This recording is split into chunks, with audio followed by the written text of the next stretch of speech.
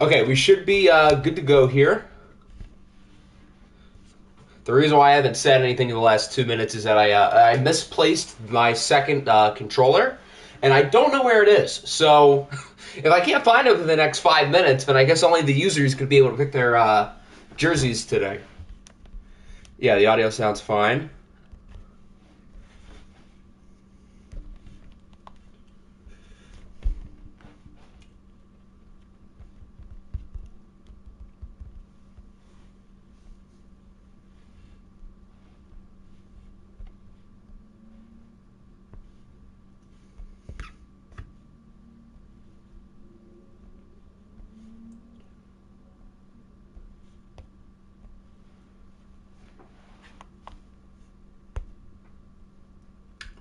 Okay, we should be good. I still only know where my one controller is, so hopefully I magically find it. And if not, some of us are going to cry because we won't get to pick our jerseys. But this is what we've got for the playoff picture. We're going through the Wildcard round today. 3 games for simcasting, 3 games for watching. I have not checked the poll at all, so I have no clue which games are doing well and which games aren't. So let's see if you guys know ball. Okay, it appears the poll numbers are very wrong because it says A only has 1 vote, but when I click on it, it has like 8. So let's refresh it and see if I can get accurate numbers. There we go. It looks like our winning games are A, B, and E.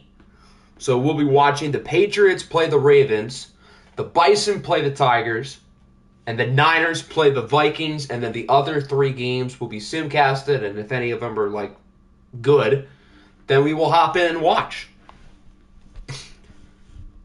So that is the plan. I cannot pick jerseys for both. I don't know, because I'm usering both teams. I guess with the exception of the Bats game, because I'm not usering the Bats, but I'm using everybody else. So I can only pick jerseys for teams who I'm not usering. That sounds kind of weird, but it'll make sense in a second.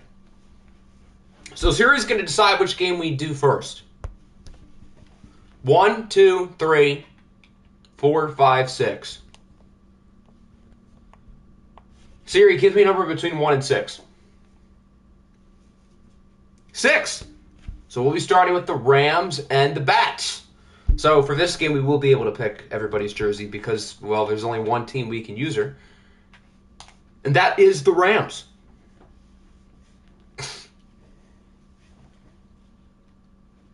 Both teams are 10-7. These teams played against each other in the playoffs back in, I think season 2?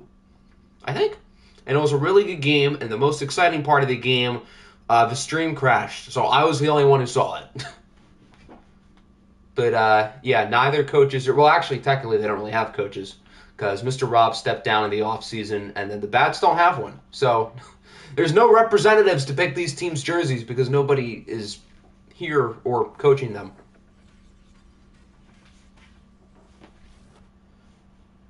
Dak Prescott facing off against DJ Uiagalelei and the Rams.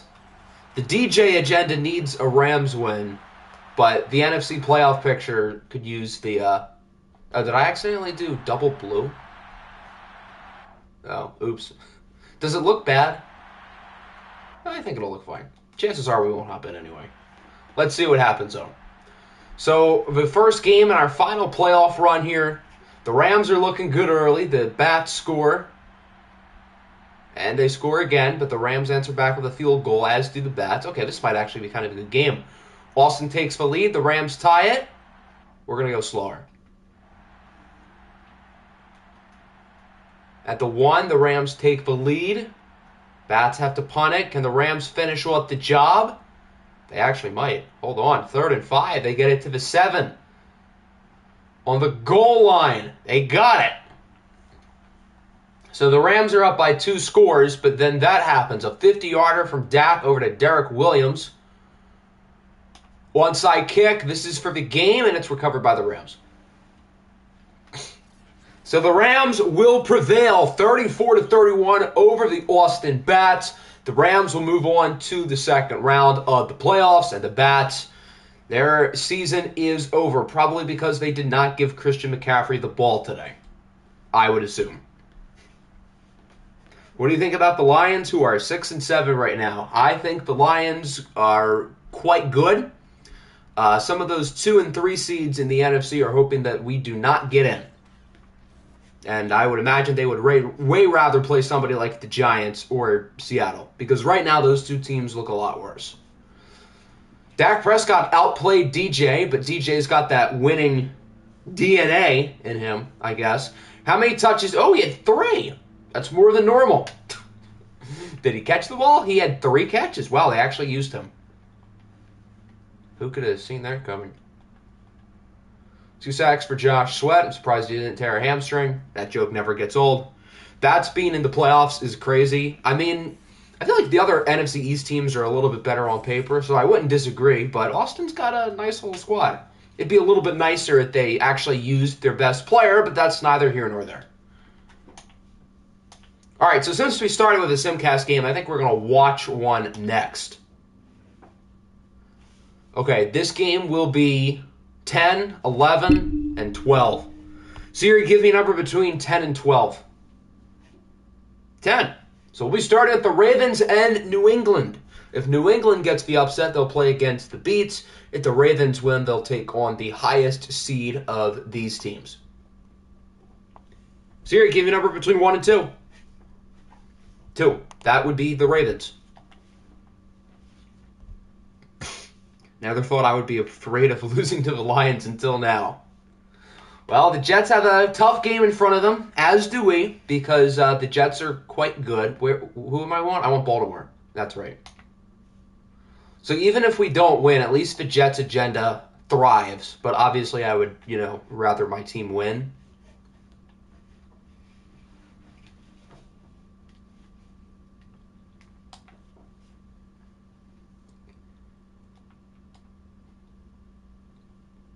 Ravens rocking the color rush. Did the Patriots not have any superstar players? That's crazy. I don't know how New England made it here, to be completely honest. Their roster is just not very good. But, I mean, hey, you got to give them credit. They won 10 games, and they got a wild card spot over teams like Cleveland and the Dolphins and the Pioneers and the Wizards and the Aviators. Actually, now that I think about it, pretty much everybody who made the playoffs last year in the AFC did not get in, other than, I guess, the Tigers. Yeah, everybody else didn't get in who made it in last year. How ironic.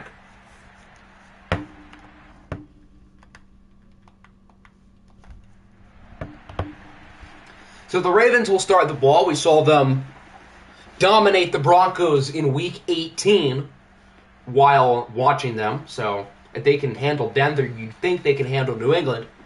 But we'll see if the Patriots are going to give them a fight, led by the possible MVP, Dan, who I personally voted first place because, well, Dan is that dude. 58 touchdowns, 5,100 yards. He did throw a lot of interceptions, though. The turnovers are a little bit higher with him compared to some of the other elite quarterbacks, but I think that's offset by all the big plays he makes.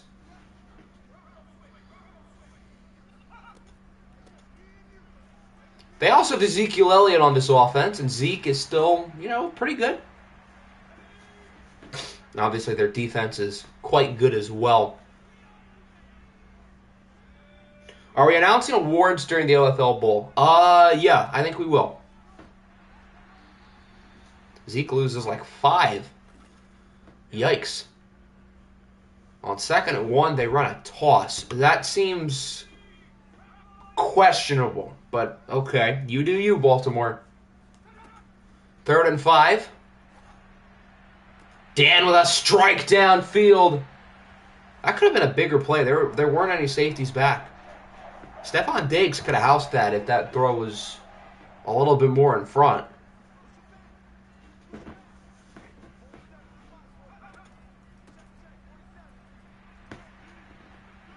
There's a good run by Zeke. Mauling through defenders. The Ravens' offense so far so good. How many playoff games have the Ravens won this year?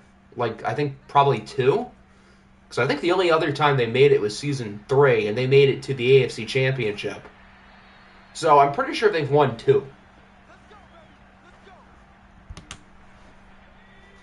And we'll see if they can increase that number today against a not so talented New England team who knows how to win games. You know, gritty, hard-nosed, sneaky athletes on this team. Although they can't cover DJ Moore, who scored like 21 times in the regular season, and he scores again here, but there is a booth review.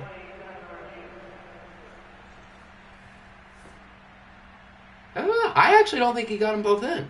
1, 2. Oh, he did. Okay, never mind. He's good. That's a touchdown. They did look like the Eagles' offense yesterday so far. Obviously, it's only one drive, but the Ravens look pretty darn good so far. I mean, you can make the case that through the regular season, this was the best team in the league. I would probably say that. I mean, you've got arguably the MVP on offense and a great defense. Chris Bassett to the Jays. I thought that said the Rays at first. I was like, the Rays paid money? But no, the Jays makes a lot more sense.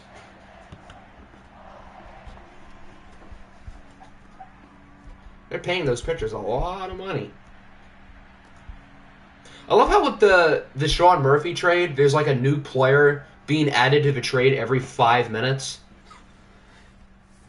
I don't know. I find that ironic. They're announcing all the players one at a time. They're giving them their own introduction.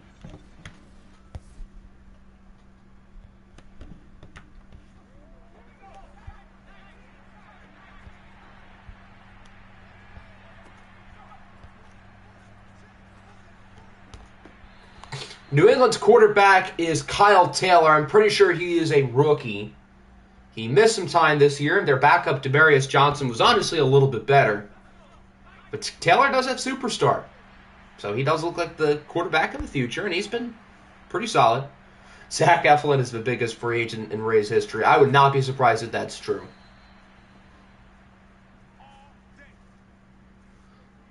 That's another good throw over to Gabe Davis. It was weird seeing him in a Patriots jersey, but okay.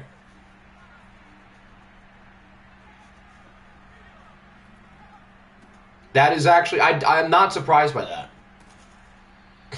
Money-wise, that makes a lot of sense. Is he the smallest, biggest free agent for a team ever?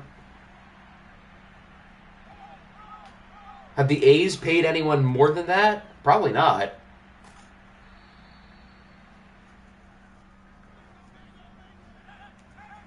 I mean, maybe. The A's had some good years, though, in the early 2010s. Maybe they did spend on some guys. I don't know.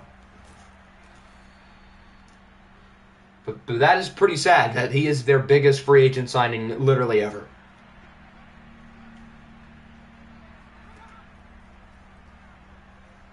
New England's moving it. They've got a nice little drive going. Now they have it at the 16. Look at them go. The Patriots beat a good Detroit team last week. Now, the Lions, in their few minutes of watched, looked awfully sketchy. But still, New England beat a good team last week to clinch this spot. Had they lost this game, they would not have made it. It would have been Cleveland playing here instead.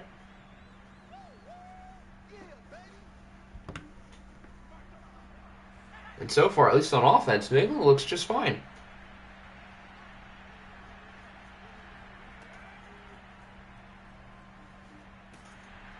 I might have spoke too soon because Will Anderson comes flying into the backfield with a sack.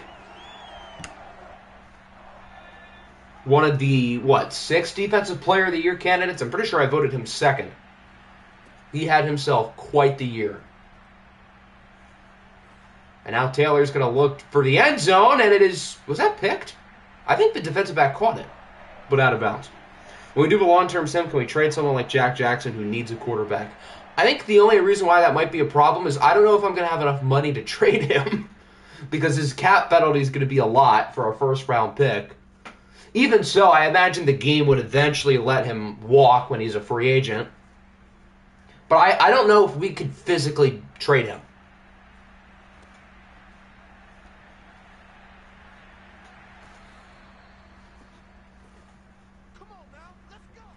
So New England gets a field goal. Now it's time for the Ravens to respond. Dan is in the zone. That's frightening.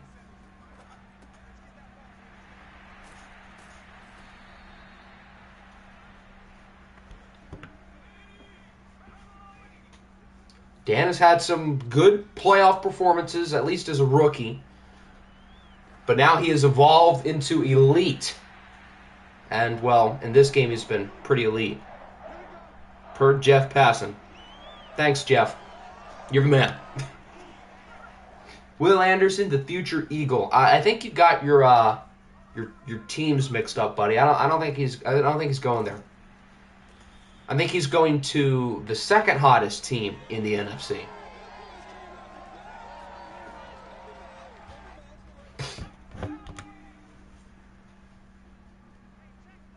Three years, 63. That is a lot of money. So if they're paying him big bucks, they're paying Kevin Gossman big bucks. Is Jose Barrios on a big contract? For their sake, he better not be. And then I guess eventually Alek Manoah is going to need to get paid. I thought you wanted Bryce. I've realized the Bryce Young dream is kind of dead. Nice sack. Since the Texans are probably going to get the first pick, they're probably going to pick him. So I don't think that's going to happen.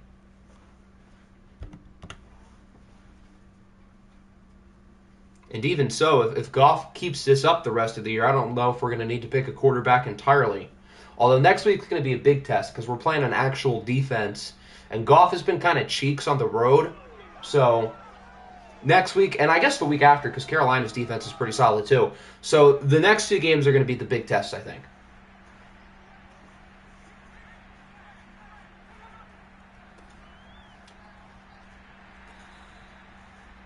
Jose Barrios is loaded in money. Poor Toronto.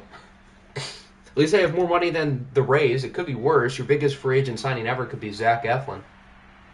Yeah, there was an article posted yesterday that said that Goff is probably the guy, which doesn't really surprise me because Brad Holmes has always been a Goff guy since he was with the Rams. And, I mean, with Goff playing well, I guess that makes sense. Even if it's not entirely true, which I would guess it is true, but even if it's not true, it would still make sense for us to say that. So I would imagine we'll keep our eyes open, and I don't know, if we like a guy like Anthony Richardson, I could see us doing that with not our first pick, but a pick later. Oh, what a dot by Kyle Taylor! And that's going to go for a touchdown! What a play by New England. The Patriots are going to make this a ball game. Who's 85? Bell? I don't think that's David Bell. So I do not know who that is. But nice catch. New England's going to make it interesting. Here, let's check who it is. Maybe it is David Bell. Because I guess his contract probably would have been up after last year. Alonzo Bell. Yeah, I do not know who that is. But nice play. If that was David Bell, he would have been stopped at 25. All right, Baltimore's got to respond. On paper, the Ravens are a lot better, but clearly on paper is not mattering so far today. Full trade came in. Oh, man, they're finally stopping drafting players after like an hour?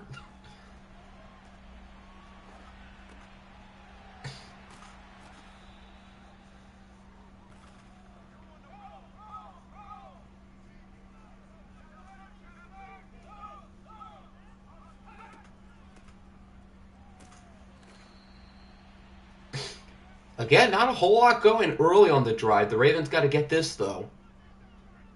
I mean, two seeds have had a lot of bad luck, I've noticed, throughout the OFL 22 playoffs. So are the Ravens the next team on this list, even though the Ravens are one of the better two seeds we've had, and New England on paper is one of the worst 7 seeds? The Yankees are making a heavy push to trade for Tatis. That'd be cool if the Padres had any reason to trade him, which they really don't. But that'd be wild if they did. Imagine how well Tatis would do with the Mickey Mouse Park.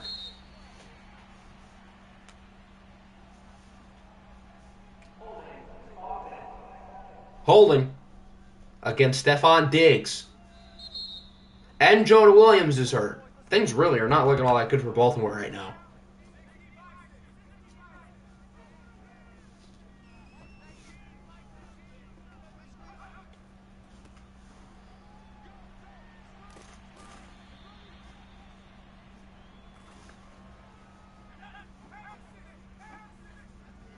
And the Ravens started with the ball, too, so they don't even get to start the ball in the second half. So that could prove to be pretty bad if they don't right the ship. Although now they're starting to get some things going. Dan is 8 for 9. He's been good.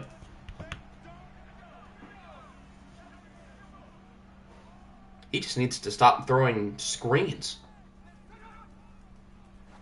They throw it on 3rd and inches. Why would Fernando want to be a Yankee? Yeah, what's so much better about the Yankees compared to the Padres? I think he does have a no-trade clause, so he could very easily say no. But even with Xander, I imagine Tatis is either going to play DH or put him in the outfield. I mean, with some of his injury history, it would make sense to try to limit how much he plays defense. So, just put him at DH for half the year. That sounds reasonable. And then the other half, put him somewhere in the outfield unless he stinks there. Which, I mean, he's not a great defender, but he has the physical skills to be a good defender. So, you'd think he'd be able to make it work in the outfield.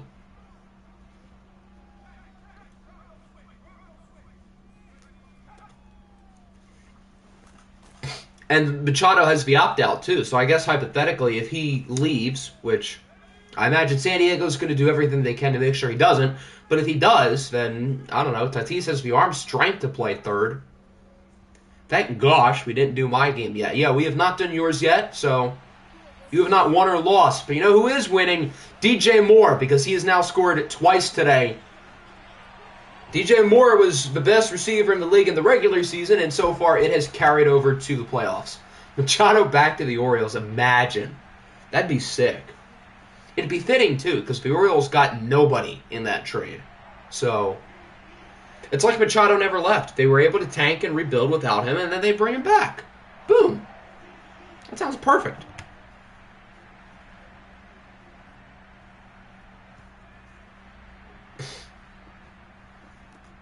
Orioles are two. What if Machado takes a hometown discount? I don't know.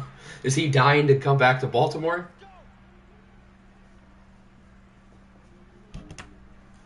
Austin are frauds. Yeah, they I guess are, because they lost.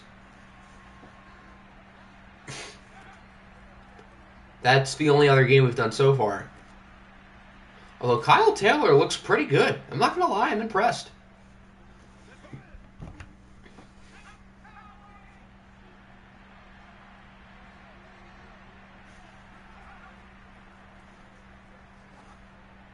Another good throw. Okay, Rook.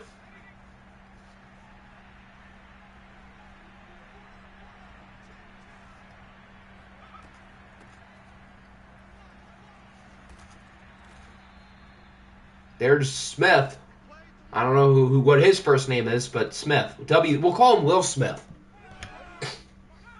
Just for the memes. Simcast? It's a 4... Oh, he meant the first game was a simcast. Yeah. The Bats game we simcasted, if that's what you're implying. I thought at first he meant simcast of this.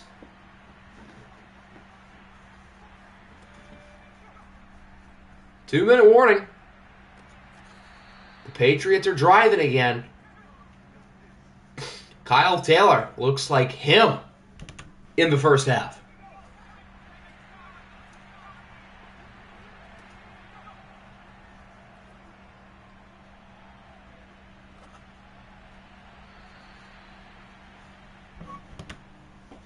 Look at Dan right there. So inspirational.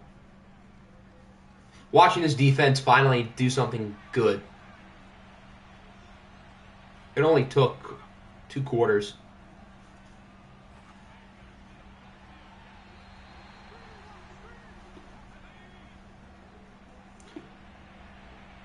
It seems like, at least the last couple of plays, whenever the Ravens have had pressure, Kyle Taylor hasn't really known what to do. So they should send pressure like that.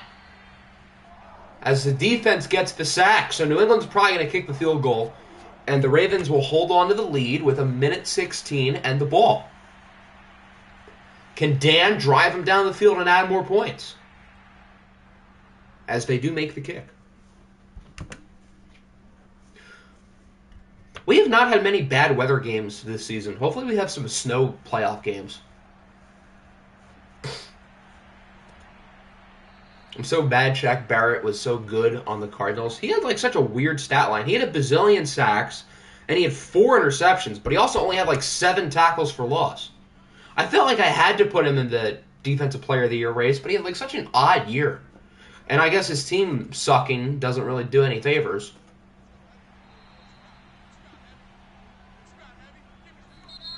The evil Andy Jr. is here. He's going to massacre our team. Well, if the Broncos offense plays anything like they did last week, then I think you'll be fine.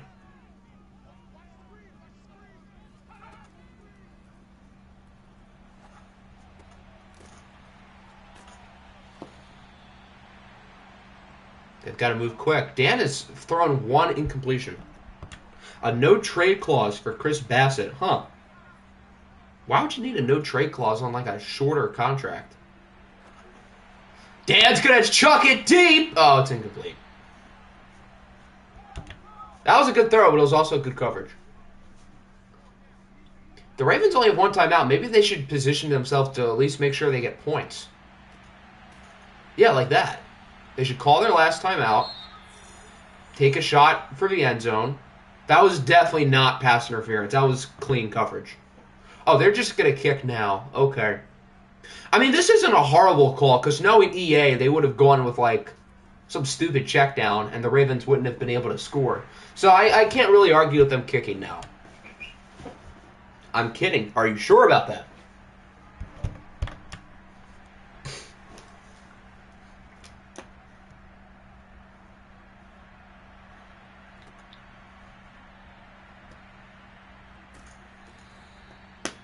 EA did something right with clock management? I never thought I'd see the day. I mean, not entirely, because they should have tried to take a few shots for the end zone. But I guess that's better than not scoring. So, it's not that they did something right, it's that they avoided doing something really stupid. We're going for a fake punt. Is it going to last, is the play going to last 2 minutes, like the fake punt we had a few years ago? Hail Mary for Kyle Taylor. It is caught, but at the 11. Kyle Taylor has 8 completions for like 200 yards. There are some quarterbacks who are not aggressive at all, and then you have Kyle Taylor. I like this guy. How many times should you fake punt against the Broncos?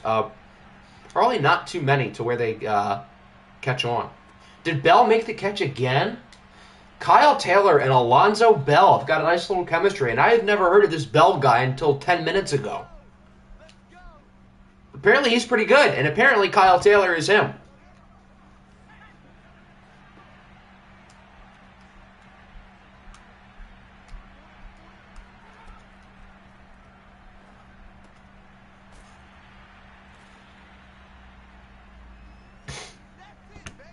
Neither team has really tried to run the ball that much, and it hasn't really been a problem because both of these QBs are balling.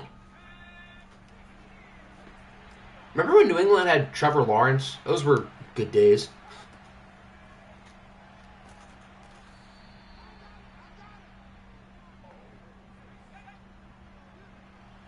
Kyle Taylor is Justin Herbert with a good offensive coordinator. I mean, based on what we've seen in this game, yeah, I can't really argue that.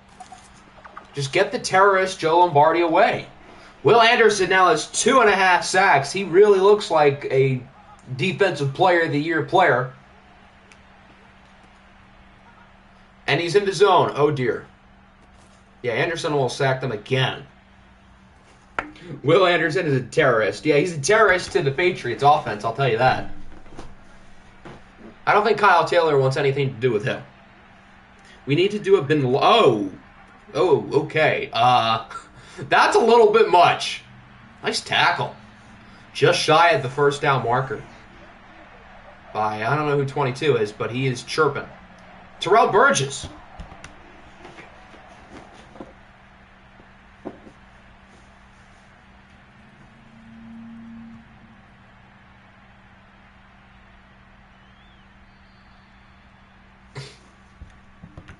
So the Ravens are up. They had the ball.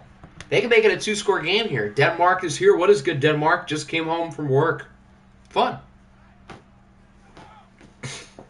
Continue, Ravens. I want to own you for the 3rd straight time. Oh, look at Dan. Breaks a sack. And he's going to get sacked. That's Titus Arrington, one of the Defensive Rookie of the Year finalists. Who brings him down? I think I voted him 2nd place. Dan is now out of the zone. And now the Ravens are backed up inside the 10. 3rd and 20. What does Dan have up his sleeve here? He has that up his sleeve. Wow, what a play. A gain of 5. So both offenses do nothing to start the second half. Is Dan doing good? He is doing very good. Maybe not so much on that last drive, but in the first half, Dan was, he looked like an MVP, put it that way.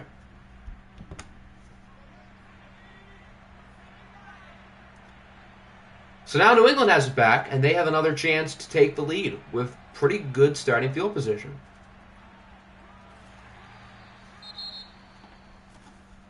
Scooter Stokes, the user player, is hurt. That is not good.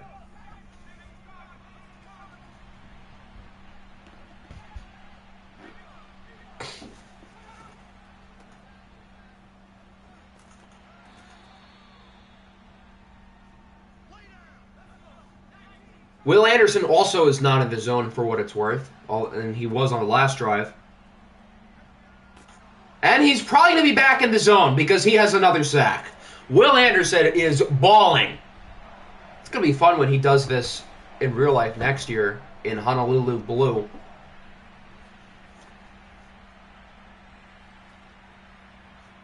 That punt is amazing. He's the best punter. Okay, I mean, let's not forget about Jack Fox here. Jack Fox had one go 70 yards yesterday.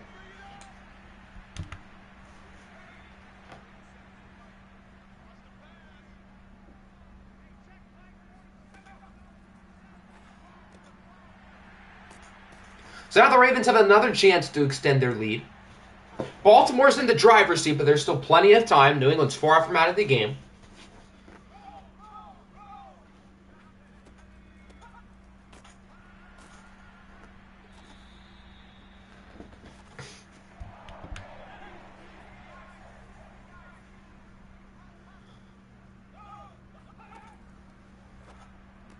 Can we see Dan, throw a pass beyond 5 yards?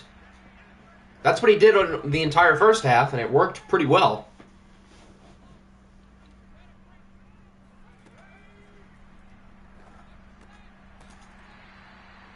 Although, I guess these quick passes are kind of working, too. He is now 19 for 21. I don't know about you, but I think that's pretty good. Another quick throw, jeez. I mean, I guess it'll get you a little bit of yardage and chew clock. Are they already thinking about chewing clock? They're only up by 4.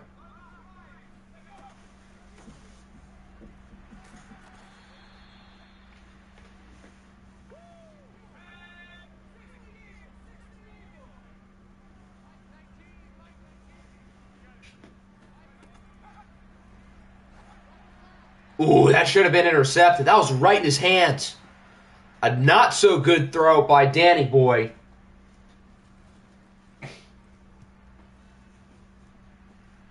And that'll force another punt. Both offenses were so good in the first half. What happened? Both offenses have forgotten how to play football in the second half. So now New England gets it back with 20 seconds in the third quarter. It's been a quick quarter. That also should have been intercepted. Both of these QBs started the game off so good, and now they look like not so good.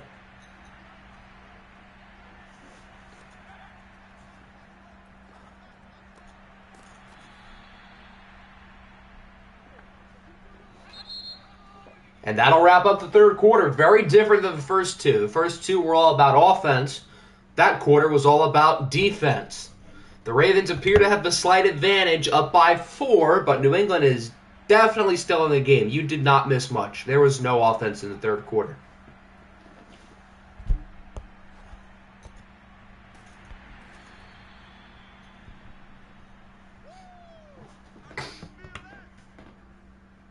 Which team is going to break through first, if either team even does? I mean, if the Ravens' defense keeps this up, then it doesn't even matter what their offense does. Although New England's starting to get a little bit of mojo going. Now they're starting to feel themselves again.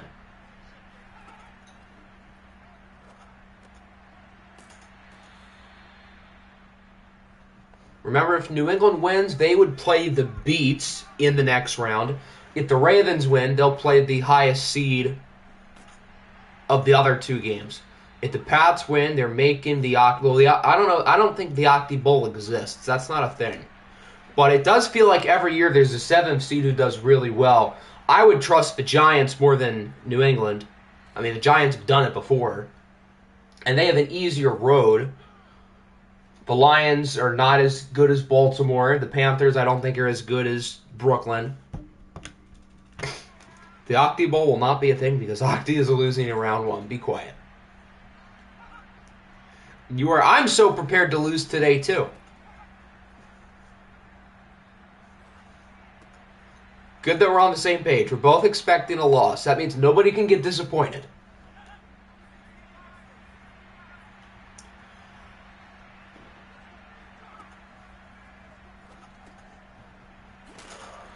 Big hit.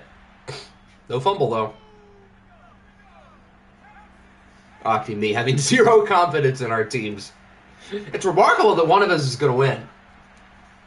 I feel like we've always done well against San Francisco, though, but I don't know. EA hasn't been kind to us in the playoffs this year, so I'm not really expecting anything, especially with how inconsistent our team has been throughout the year. As long as everybody just has fun, then I'm good. After we lose in the first round, as long as both teams are playing Ring Around the Rosie, swinging their arms together and singing Kumbaya, I think it's all good. Never beat me since the original Sim year, and that was a playoff game, ironically enough. We bow to lose. Well, I guess if you guys allow a touchdown here, you could be in trouble. But if New England doesn't score on this drive, then they're in even more trouble, and I don't think they're going to score because Kyle Taylor just lost the ball. I think that ball is out, too. I think that actually is a fumble. 93. Forced it away. I'm surprised Will Anderson wasn't involved there because he has a bazillion fumble forces and fumble recoveries this year. Yeah, that is out. That's a fumble. So the biggest play of the day results in a huge turnover, and now the Ravens should be running the ball and chewing clock or running screens. Sure, that works too.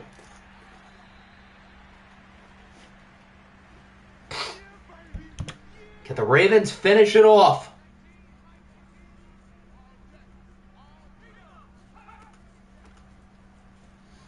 I mean, the Pats' offensive line, it's not their fault that the Ravens have 4 guys with at least, 12 sacks.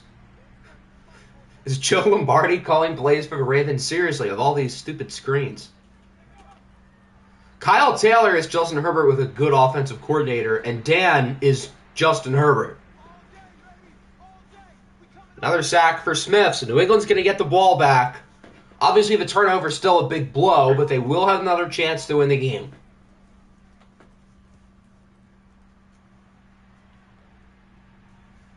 They need 80 yards, and they need to do it in 2 minutes and 25 seconds. Can New England pull off what would be one of the biggest upsets in OFL 22?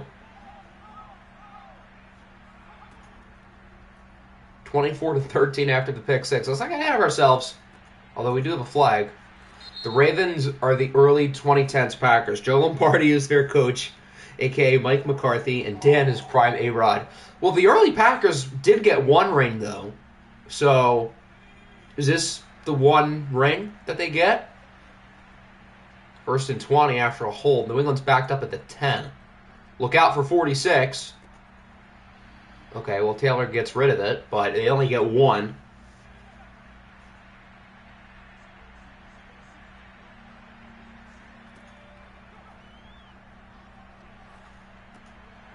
There's a good throw. That'll probably bring us to the 2-minute warning. There has been no scoring since halftime. All the offense came in the first half. And New England's going to need to change that in 2 minutes or else their season is over.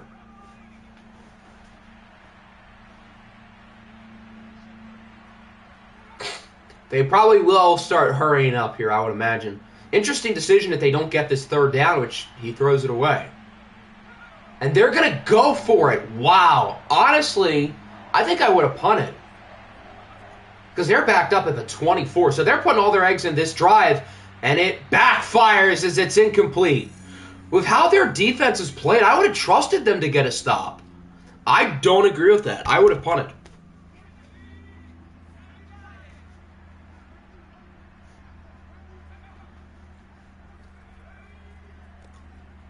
And now the Ravens can finish off the job. Why did Taylor go deep on both third and fourth down? I'll never understand why QBs go deep on third and fourth down scenarios unless somebody's completely wide open. Good run for Zeke. New England calls another timeout. It's not looking good for the Patriots. First down / touchdown pretty much ends it.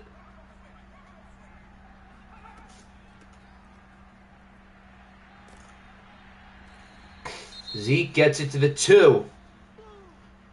The Patriots call their last timeout. All Baltimore has to do is cross that line, and they will be fine.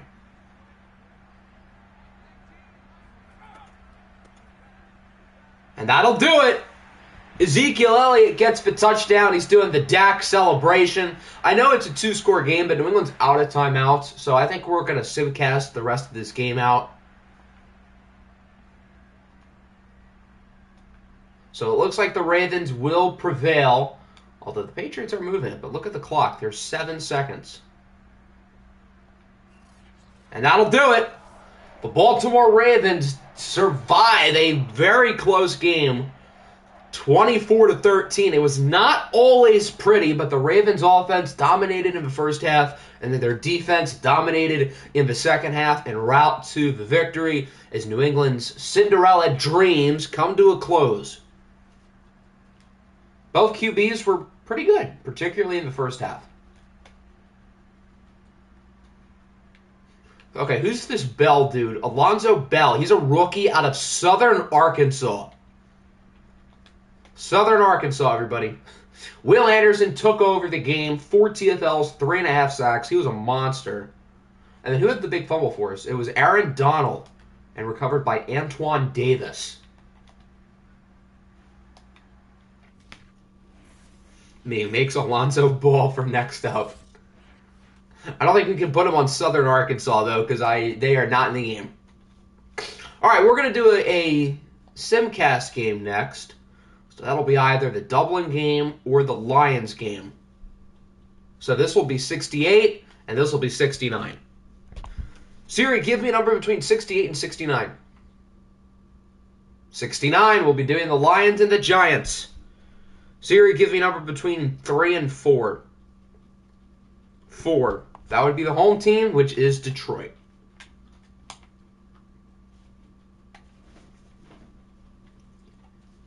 The Giants feel like the sexy upset pick here, and I feel like the Giants are going to win this game. They've proven to do it in the playoffs, whereas the Lions, at least last week, looked really shaky. But there's a reason why this Detroit team is the 2 seed. They won a really good NFC North with a Vikings team who got into the playoffs, and then the Bears and the Huskies who were in the race all year. The lefty, Shane Arsenault, has had a really good season. But the last time we saw this Giants team in the playoffs, they were hoisting up the Lombardi Trophy a couple seasons ago. They know what it takes to win. Mac Jones has had his best season. Saquon Barkley, unlike last year, is fully healthy. I feel like the stars have aligned for the Giants to make a little run, but they've got to beat Detroit first, and the Lions are looking good, although the Giants tie it up. Very low-scoring game. Detroit adds a field goal. Mac is not looking like an MVP now, is he? Okay, the Lions have the ball up 10. We'll go a little slower. Can Detroit finish it off? 3rd and 7. Nope. 4th and 4. Missed field goal by Evan McPherson. 4th and 1. Mac Jones threw away on 4th and 1. History has a weird way of repeating itself, guys. Do you guys remember when Mac Jones threw away a Hail Mary in a playoff game?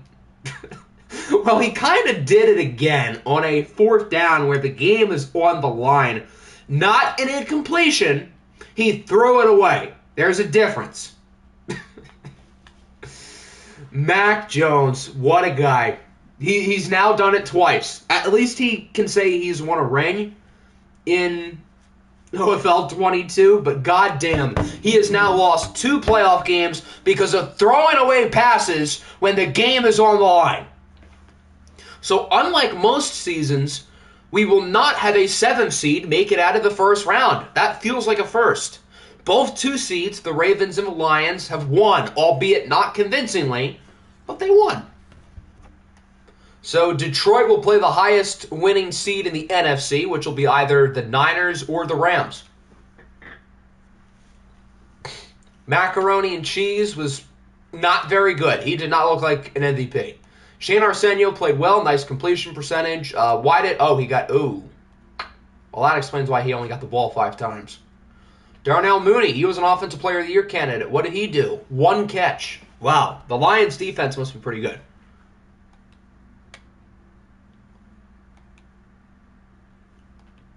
One and a half sacks and an interception for Cole Holcomb.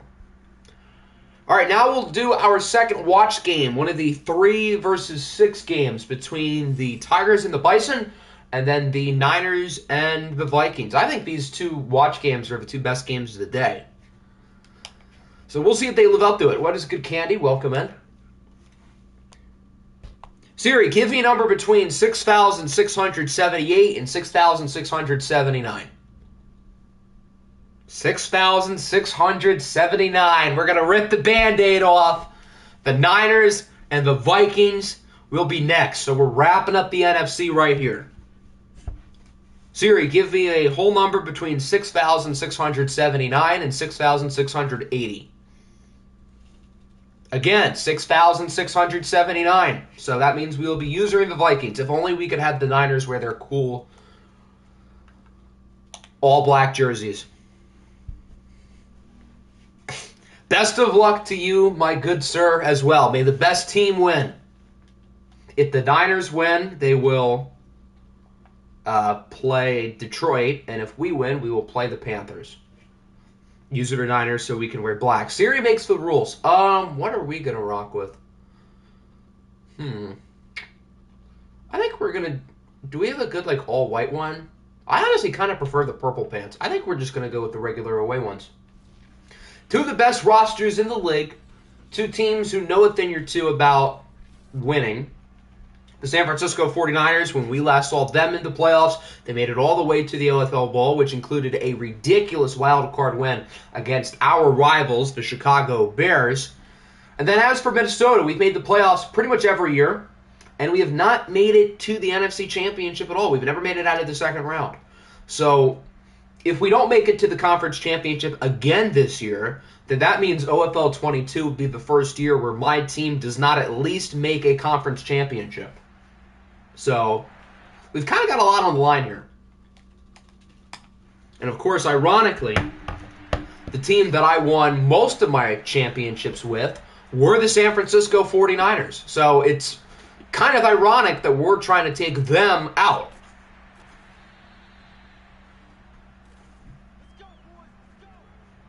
You've made an OFL Bowl every OFL cycle that you've been a part of, and not many other people can say that.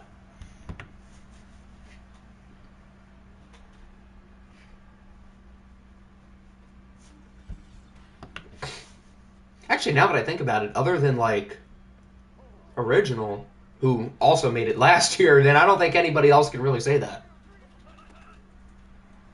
The first Vikings playoff game in the year 0 sim was against the Niners. And then the last playoff game for one of these teams will be against each other. It's just a matter of which one. And if Nick Chubb runs like that, then it's probably going to be ours. Because we need to stop this man. Both teams have very good offenses. Both teams have a lot of talent on defense.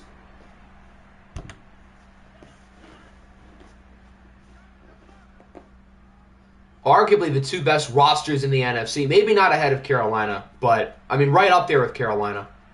I mean, biasly, I would say our roster is the best in the league. I think we are the highest rated team.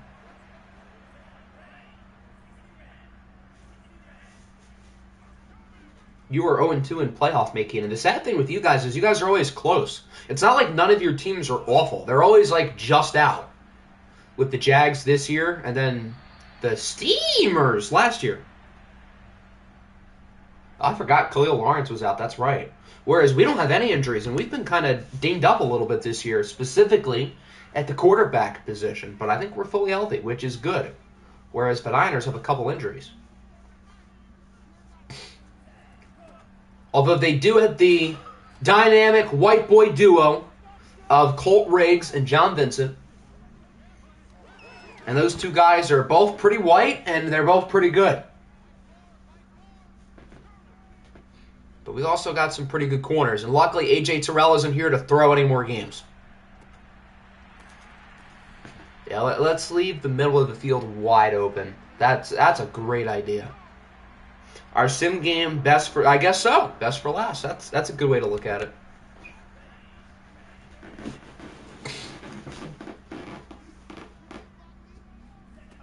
The Niners have it in the red zone. They're having a good little drive here. Now to the 5. Yeah. Lap Dance Lance over here is not looking too shabby.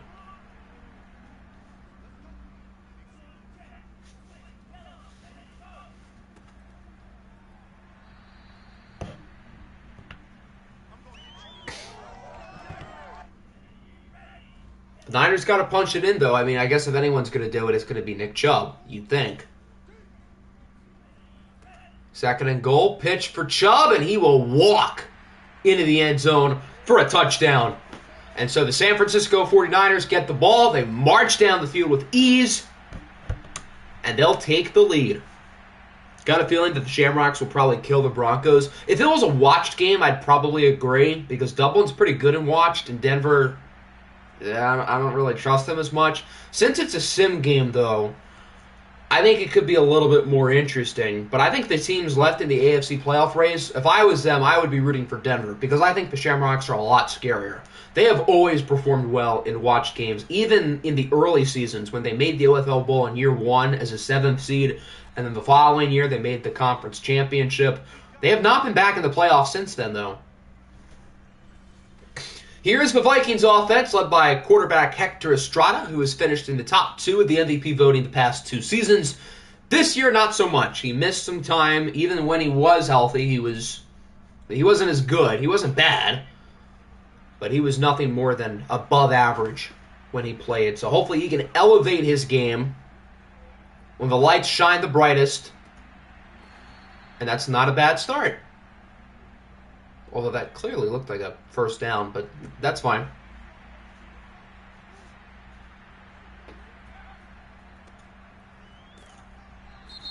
And we're going to get called back on a hold, aren't we?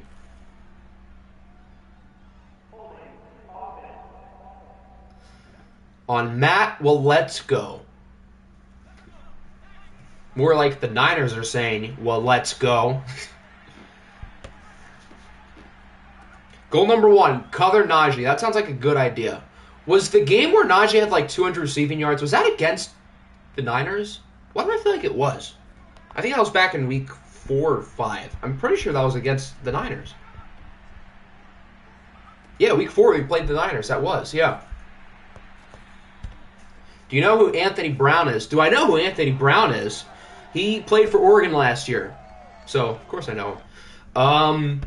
He wasn't all that good last year, but it's mainly because Mario Cristobal is a hack, and he ruins quarterbacks. I mean, it's pretty hard to make Justin Herbert look bad. Even Joe Lombardi can't do that, and that says something. But, yeah, I think given the better system, Anthony Brown would have been a lot better. So I'm kind of excited to see what he can do if he plays.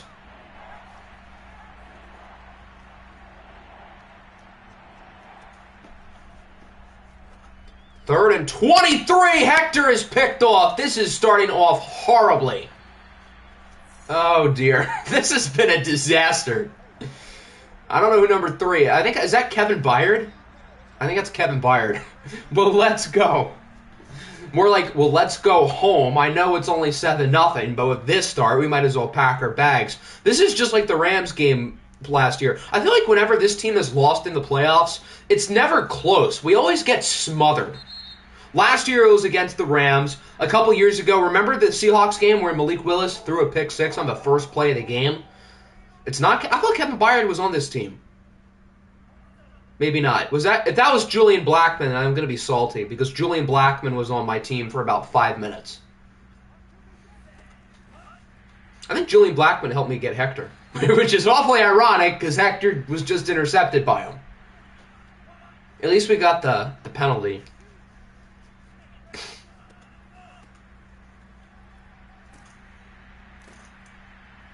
Blackmon. Oh, was Lorenzo Mack that random guy who had Superstar?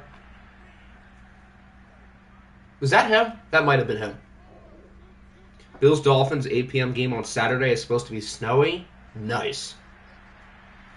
Geez, Tua's going to play even worse, isn't he? Oh, he didn't get the first? I thought he got it. Huh. So both teams kind of got screwed over by first down calls. And the Niners are only going to kick, which I guess considering they're up by 7, I can't really argue it. But it looked like he had it. So the Vikings get screwed on a first down on their drive, which leads to a turnover, and then the Niners get screwed off a first down, which probably prevents them from scoring a touchdown. And the Ravens versus Browns might be snowy. Maybe the Browns are actually going to try to run the ball well.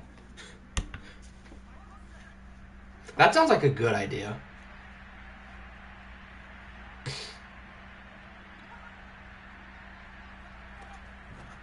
A little pitch for Scary Terry, our 5th leading receiver. We're running the classic Browns jet sweep, and just like whenever the Browns do it, it didn't work. Good run by Najee up the middle. We need to try to get Najee the ball more. Because I don't think... Yeah, he hasn't even touched it. That's his first carry. We also have former OFL 49er legend Kareem Hunt as well, although we don't really use him. First quarter in the books, a blowout in Santa Clara. The Niners are dominating the Vikings so far. They're up 10-0. Obviously, there's still plenty of time. This game's far from over. But whenever Minnesota loses in the playoffs, they always lose bad. And so far, we are losing pretty bad. So if we don't score this drive, then I think we're in real trouble. Thoughts on Arson Judge? That's my MVP. I need to see Coke Hamels throw a pitch to Arson Judge. Can we, throw the ball farther than 5 yards, please?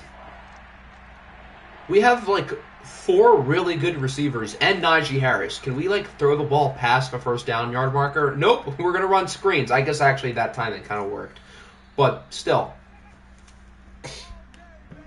I love this. We are going to choke. I mean, with how our offense is calling plays so far, I wouldn't be worried yet.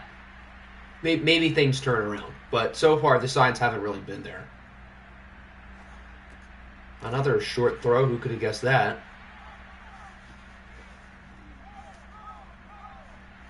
I mean, at least we're throwing it to Najee, but can we throw it to him beyond 5 yards? Hey, there's a somewhat deep pass. There we go. I mean, it's not really deep, but it's deep considering the circumstances. Caught by Henry Ruggs. This could be the last time we see Henry Ruggs in the OFL since he's not in really many other Maddens. So even if we do retro, he wouldn't be there. So Henry better finish things off with a bang. Not the bang that Henry is used to, though. Not that bang. Good throw. Over to Michael Pittman. Okay, now things are starting to get moving a little bit.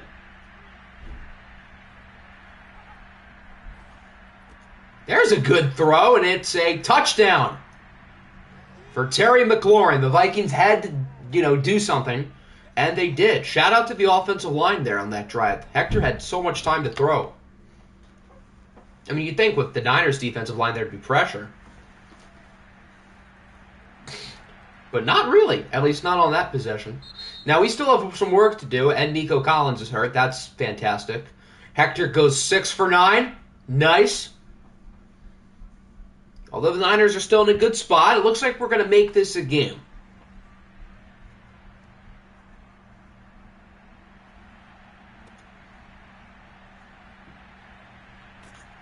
Henry Ruggs has been wearing a leg device for the last 5 years.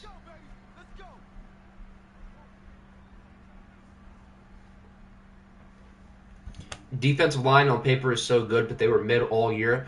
I feel like I've noticed, like, some defensive linemen are either, like, really good as they should be, or they're painfully average. Like, throughout OFL 22, Myles Garrett and Khalil Mack were mostly, like, painfully average. Garrett was really good this year, but then you have teams like the Ravens, where Kayvon Thibodeau and Will Anderson do not play up to their potential at all for, like, 3 years, and then Kayvon leaves, and then both of them are Defensive Player of the Year candidates. It's kind of weird.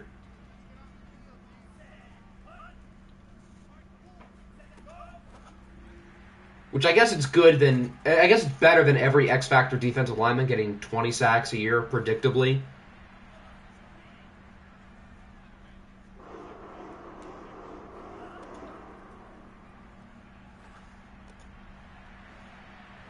And obviously it worked out for the Bison, picking up Kayvon Thibodeau, who was really, really good. Sack leader was Jonathan Allen with 10, 9.5 from Chubb, and 8.5 from Sims. I mean, that's a good balance. You have 3 guys who can do it, although neither of them did it on the last drive. But the Niners' offense is moving it well again. Thibodeau went from 5 sacks a year to like 18 or however many it was. What in the world was that entire play? Trey Lance looked like he threw that beyond the line of scrimmage. If not pretty close, too. He had 2 guys wide open, nobody covered them, and neither of them caught it. What a weird play. Both teams deserve to be penalized for that monstrosity. The next highest was 3. Well, I guess that's not too great. Matt Judon type beat. Yeah, I guess so, although Matt Judon had some good years with the Ravens. Oh my lord, what a throw. That might be a PI. Jesus Christ. Yikes. Down at the 6 on Bryce Hall. Not good there, buddy. Bryce Hall was the hero last week to send us in the playoffs. And now, this week, not so much. As Lapdance Lance scores on the very next play to, I think, Eric Gilbert. The Niners are back up by 10. The offense kind of woke up for us, but the defense still has done nothing today.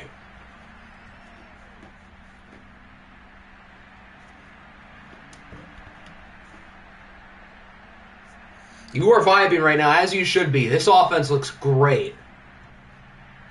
If San Francisco holds on, which as of now they should, but obviously there's still plenty of time. They're going to have a tough test with the Lions defense next week, but they're handling us. Oh, Niconator's doing another practice test. That's when you know things are real. The underdogs are getting throttled each match. Yeah, I guess so. Although, are you guys really the underdogs? I mean, I would say Dublin's better than the Broncos. Even though Denver is a higher seed and is at home, I would honestly consider the Broncos the underdogs. Practice tests make you win games, I guess. Clearly. Maybe I should take a practice test. Why does Najee have 3 carries? Can we, like, try to run the ball a little bit? I know Najee has, like, 3 or 4 catches, but still, jeez. Last play before the 2-minute warning. Can Hector make it a big one? I guess so. Gain of 15. Hector's starting to play a little bit better. This team, this is World War III. If we lose, then it's it. I'll get you by the Ireland and drop blood rainbows on the traitors. Okay. Who's ready for OFL 23? Brock Purdy. Yeah, if we do a regular OFL, somebody's going to get Brock Purdy on their team. Which I think as of now, regular OFL is winning by a little bit, but if the vote is close, then we won't just determine it by the vote.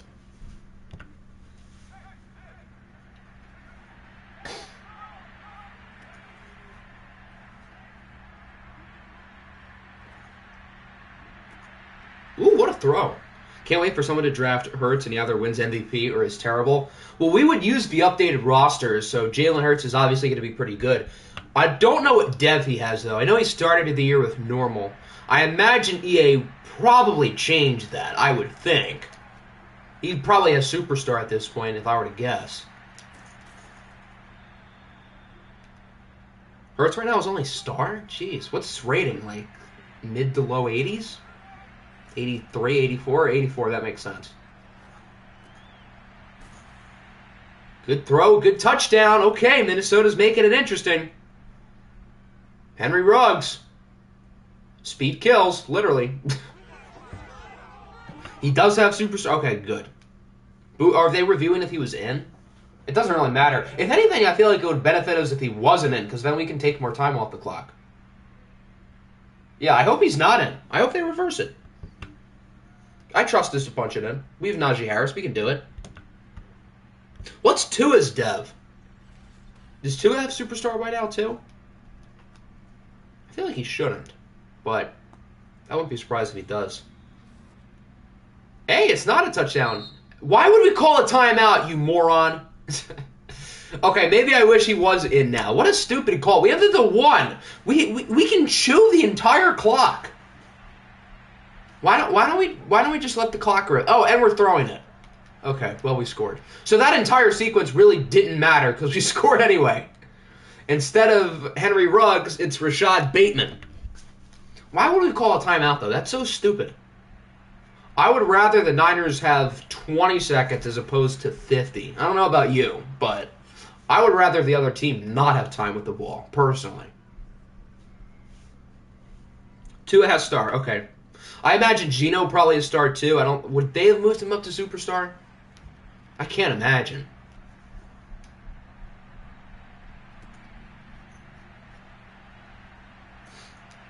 So the Niners have 52 seconds. I think that's enough time to where the game is going to try to score and not mosey out the clock, although they do have pretty bad field position. Geno only is normal. I mean, Geno's older, so I guess.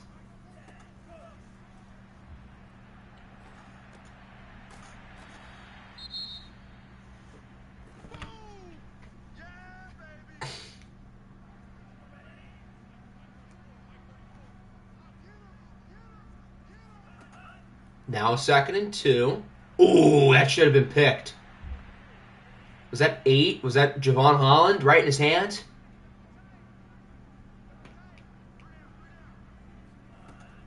Third and 2. The Niners get the first, but they're not moving the ball very quickly. They already had to burn 2 timeouts.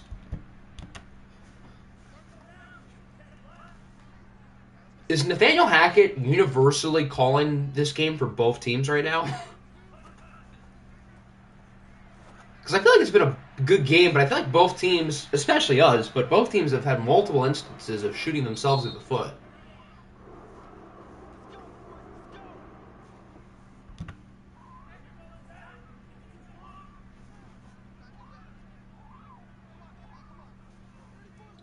Down to 21 seconds. Another near interception. Trey Lance is getting lucky. They might just run the clock out. Yeah. I mean, being this far, they might as well keep trying. Now they're going to try to go no huddle, but they're not going to have enough time. Or maybe they will. Yep, they have time for one more play. Watch him throw it. A 15-yard pass. Nope, he's going to go. Oh, that was about 20 yards. Wow, even better. All right, so that'll wrap up the first half. It's been an interesting game. The Niners have felt like the better team, but Minnesota's in it. We're only down by 3. This game is far from over. There's the playoff bracket. The Giants and the Bats are both out. The Lions and Rams won. And one of these teams will look to join them. If we score a touchdown on this drive, we'll take the lead. That's pretty impressive considering how badly we played to start the game.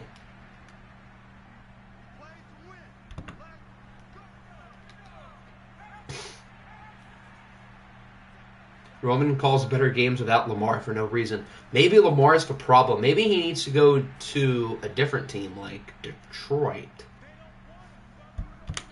I don't know, just an idea. I'd probably rather pay Lamar $250 million than pay Jared Goff $150 million personally.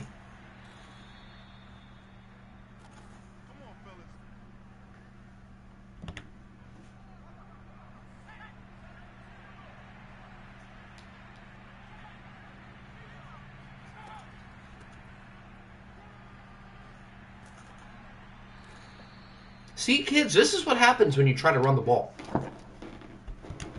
with your elite running back.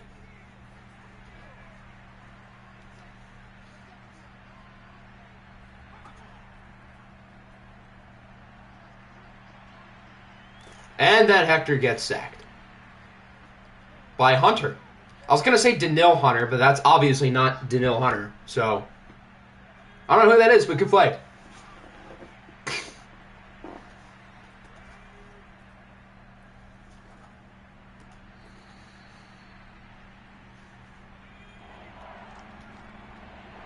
Nothing on second down. Now it's third down. The offense is playing well, but we got to keep it going. And, well, throwing a short pass on third and long isn't really going to help you out. So the Niners get a big stop to start the second half. And now they'll get the ball back, still up by 3. The offense was really having some good drives, too. That is a momentum killer. A not-so-great punt. We'll start the Niners at the 29, and Nick Chubb is in the zone. That's not good.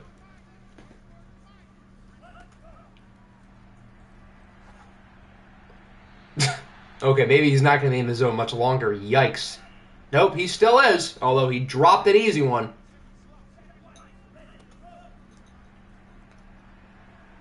That is good, is it? Oh, no. Yeah. Oh, he dropped it. He had that in his hands twice. Nick Chubb has dropped the ball 3 times on this drive, and they've only ran 2 plays. That's pretty impressive. Well, he caught that. Oh, my God. Is that a face mask?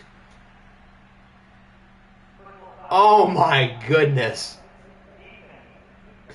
And we've stopped him, too. Bryce Hall, again. He had the bad pass interference earlier. Oh, my goodness. I traded my first-round pick for this man. It's rigged for Nickinator. I don't think EA would rig it against me. Get good. Can't argue with that. What was that? Bryce Hall is having his A.J. Terrell game. The only difference is Bryce Hall hasn't allowed like 2 ridiculously long touchdowns like A.J. Terrell, but if Bryce Hall keeps this up, he's going to be our new A.J. Terrell. Just for this, I'm going to draft A.J. Terrell and Bryce Hall if we do normal OFL 23, just for the memes. Although I shouldn't really subject myself to that.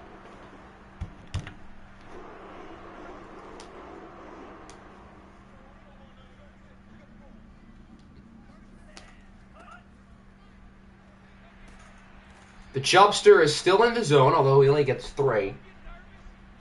Why does number 30 look just like Christian McCaffrey? And no, it's not because they're both white. That actually looked like his face scan. Or maybe it is just because they're both white. Lance on the run. Why is there 3 offensive players closer to the ball than anybody on defense? Normal OFL, no fantasy. I think that was like the least popular option. It seems like regardless if we do current Madden or old Madden, it seems like everybody wants a fantasy draft, which isn't really a surprise. I mean, you could draft the current Jets roster, but it seems like everybody's going to want the fantasy draft. You're going to have to hope you're picking ahead of me, or else I'm going to pick Mike White in the first round. With the first pick of the mock draft, the insert team here selects Mike White / Nathan Peterman, depending on better scheme fit. Yeah, we're drafting those guys for scheme fit. As the Niners score another touchdown and are back up by 10.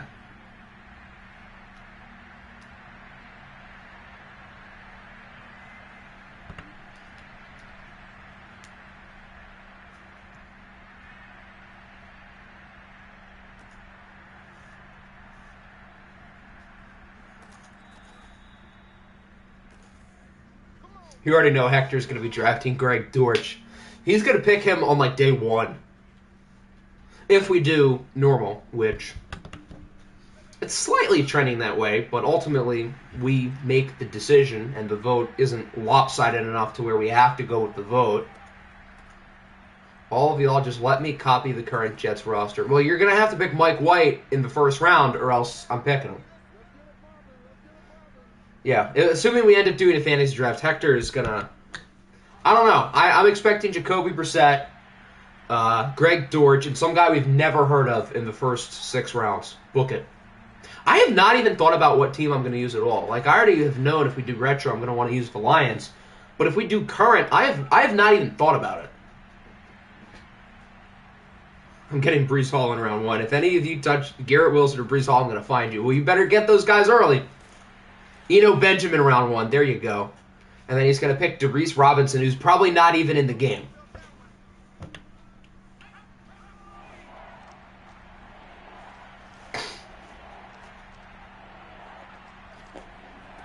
I've thought about a few options. I'm trying to figure out which team has good enough jerseys, or if I want to do relocation again. Oh, what a throw! Hector Estrada Jr. with a strike over to Henry Ruggs. Was Henry going 150? I'm not going to make the joke. That'd be mean.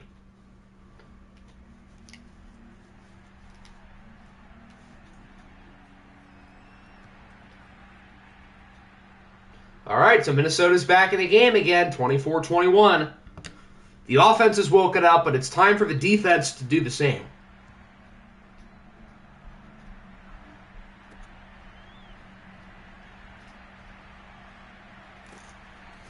Do Rila go to Las Vegas prison and have Henry Ruggs? Should I just draft all the criminals again? With my first pick, I select quarterback Deshaun Watson. If I don't get the Jets, I'm relocating with other team to Hawaii. Well, the problem with that is Hawaii's not in the game. So you can't really go there. Because Madden's lazy. And they've kept the same relocation teams for 10 years. Madden is so lazy that the games that we're considering super old for retro, like Madden 25, the reload teams are 90% the exact same. So if we did, like, hypothetically, we did Madden 25, we would have the exact same choice of relocation teams. Just relocate to Cancun. I'm probably not going to go back to Mexico City because, well, I just did that last year. It would be kind of fun to do international, though, with England or Dublin. If you compare Madden 23 to Madden 9, yeah, they've subtly taken a few out, ironically enough.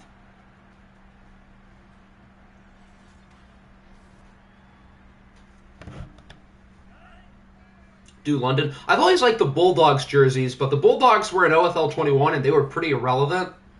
So, maybe we make them relevant. Maybe that's a challenge. I mean, they do have cool colors. So, that could be fun.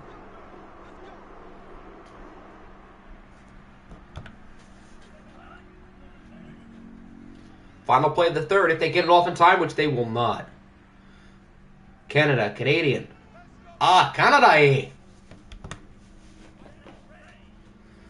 3 quarters down, 1 to go. The Niners seem to have the slight edge, but this game's not over. Minnesota's giving it a good fight. How many total playoff games have we won in OFL 23? Like 1 or 2? Nick Chubb's going to try to keep it that way as he gets 30. Not ideal.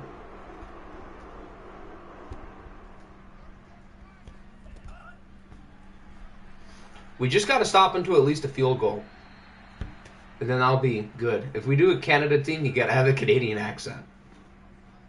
You want some maple syrup with that, eh? That was actually pretty good. Did they just run a jet sweep again? What? Wait, the jet sweeps don't work in this game. Why do these teams keep trying it? 49ers versus Ravens OFL. That'd be a fun game. I mean, I'd rather my team be there. Good stop, so they will have to kick a field goal after all. But if my team doesn't make it, which I don't think they will, that would be a fun matchup. Two very good coaches. Neither of them have a championship yet.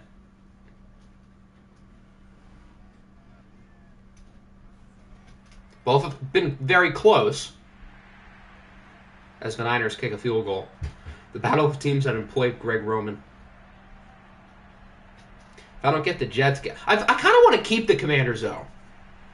I feel like I'm not going to let people relocate the Commanders because this is the first year that we've had them.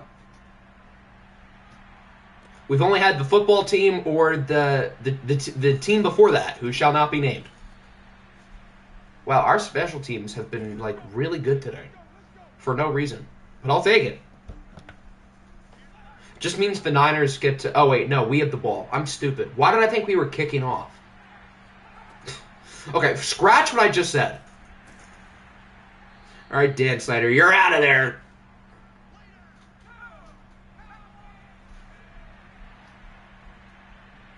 What are the most notable relo teams in OFL? Well, we've only done relocation the last 2 years, this year and then in OFL 21. Before that, we didn't do relocation. We didn't even do like the year one sims before that. So that was new for OFL 21. Obviously, we know the teams pretty well this year. Last year, certainly the Diablos, my team would be at the top because we actually won a championship. Did any other relocation teams win a championship? I don't think so. Now that I think about it, the Bucks won twice. The Panthers won one. I don't remember who won in Season 4. Let me try to find that. I probably can, because it'll be on this channel.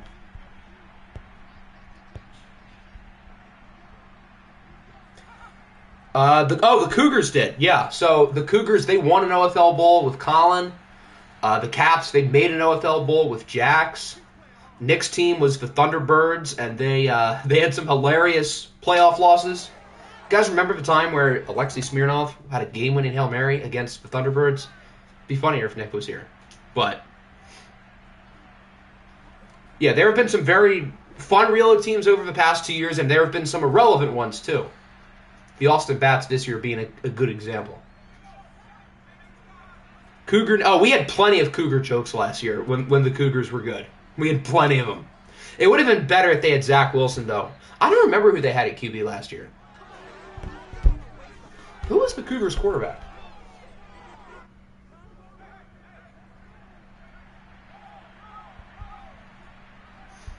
All right, I'm checking the OFL Bowl that they won. I know the Caps had Tom Brady at one point. I feel like the Cougars had someone good. They had Daniel Romer III. I forgot about him. Octi just stole my joke. Yeah, I did. Haha. Always remember Boomy, the QB factory.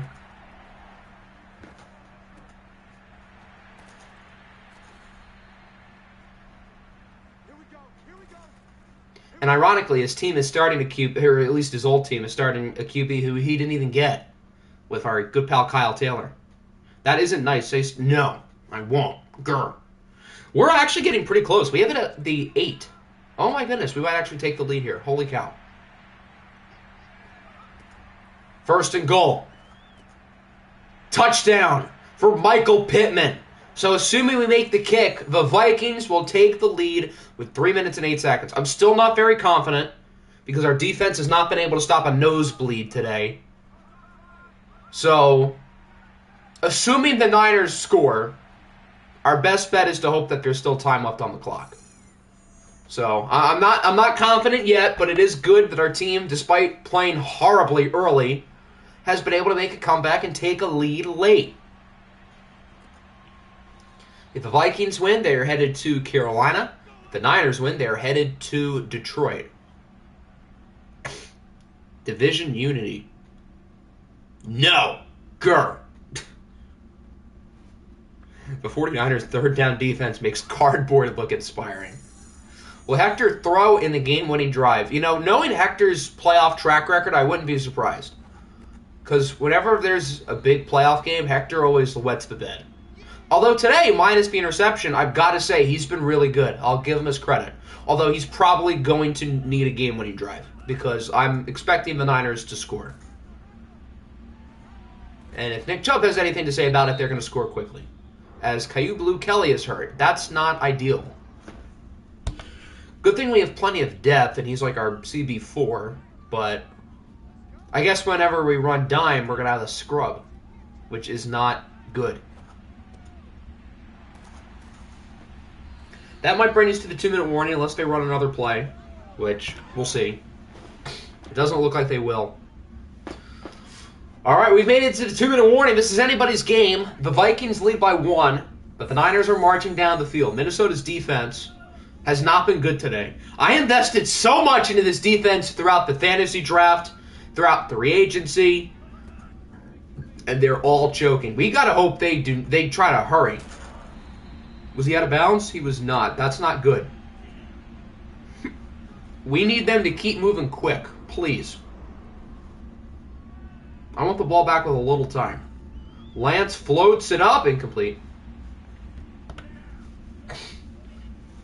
Stop running. It could be worse. You could call a timeout with 50 seconds left at the 1-yard line. Better hope Bryce Hall doesn't sell. Oh my goodness. And they're chewing clock. Oh dear. Oh dear. They've realized how to be smart. 3rd and 4. Gotta get a stop. This play literally might determine the game. And we got him! Number 4, I think that's Derwin James. There's a reason why I paid that man money. So they should be able to take the lead with a 39-yard kick. And we're going to have the ball down by 2 with a timeout. I think that's enough time. Oh, dear. This is it. The season is on the line for both of these teams. This could still go either way. Time isn't like a major issue, but it's a little concern. Good kick return, good field position. And we have Jack Fox, who's quite good at kicking. Yeah, we did a fantasy draft at the beginning of OFL 22. No amount of trades can make the rosters look this weird with if we just did regular. We need a 69-yard drive or field goal. That's a good start. Gain of 10, first down, and he's out of bounds. Yeah, all we need to do is get into field goal range. All we need is 3.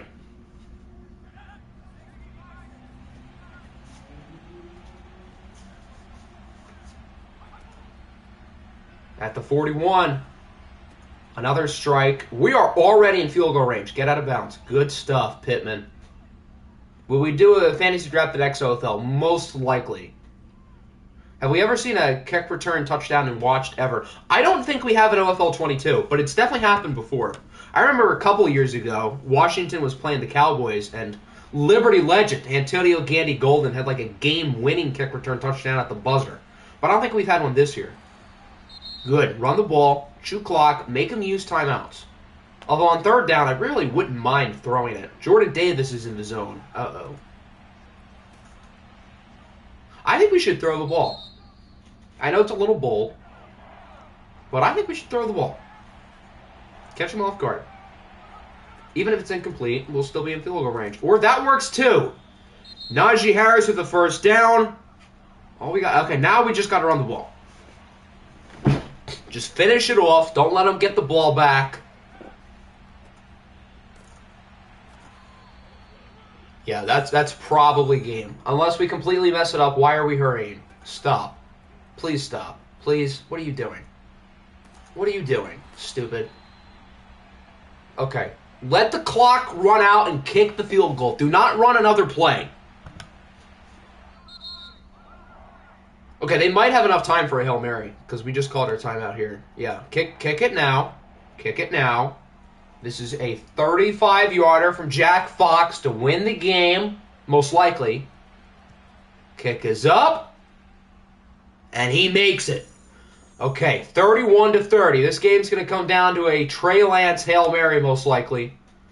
There's 8 seconds on the clock. What if they fake it? Dear Lord. Yeah, so the Niners, unless this is a super long play, they'll have enough time. Yeah, okay. All right, this is it. Game's on the line. Trey Lance is going to have to launch a Hail Mary. We know he's got an arm. We know the Niners have won playoff games in miraculous fashion. This is it. Lance heaves it up. And it is incomplete. Wow. What a game. The Vikings survived. GG. That was something. The Niners dominated this game early. It looked like there was no way we were going to win this game, but we kept on pushing. The offense was great. The defense, not so much, but I got to give the defense credit for stepping up when they needed to at the end of the game. Even though the defense was mostly pretty bad, they did what they needed to when it was most important. Hector Estrada, minus the interception, balled out. Trey Lance had a great game, too. I don't think he's at fault for this loss. Let's go Panthers. What? What did we do? Other than, I guess, beat you. So, yeah, I guess you have the right to be upset. What a game from Hector.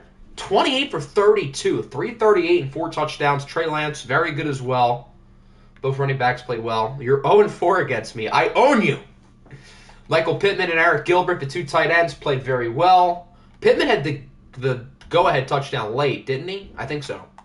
Henry Ruggs had a nice day. McLaurin and Bateman also scored. It's all Greg Roman's fault. Rashawn Slater allowed 3 sacks. Why did I pay him any money? Daniel Hunter, not Daniel Hunter, Daniel. We had no sacks. That's not good.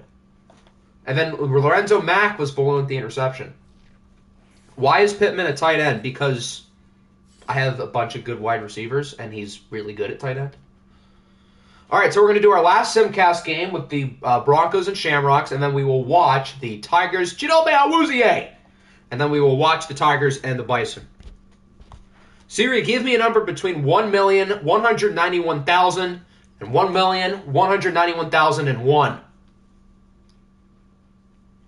1,191,000. That is the Shamrocks.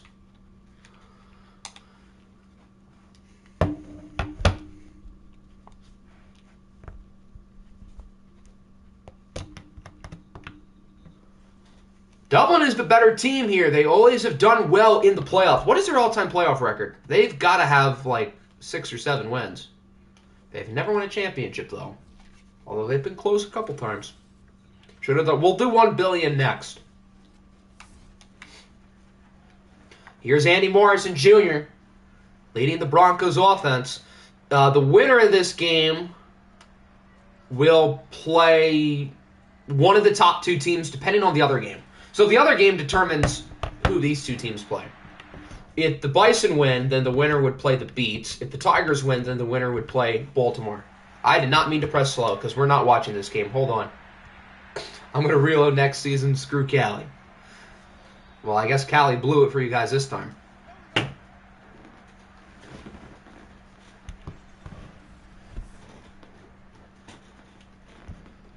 Wow, Andy Morrison's numbers were better than I thought. Why is it not letting me back out? We're not watching. Unless it's good.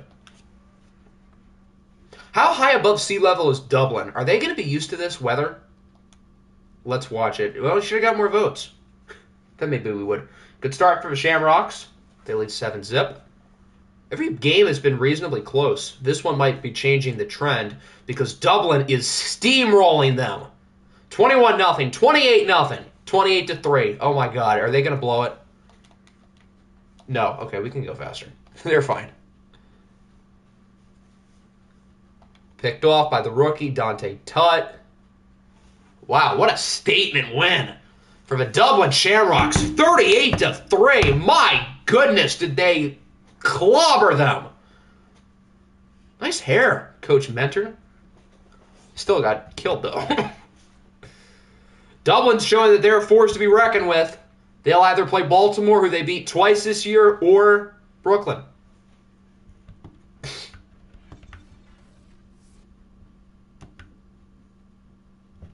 Lamar Jackson played very well. Andy Morrison Jr., not so much.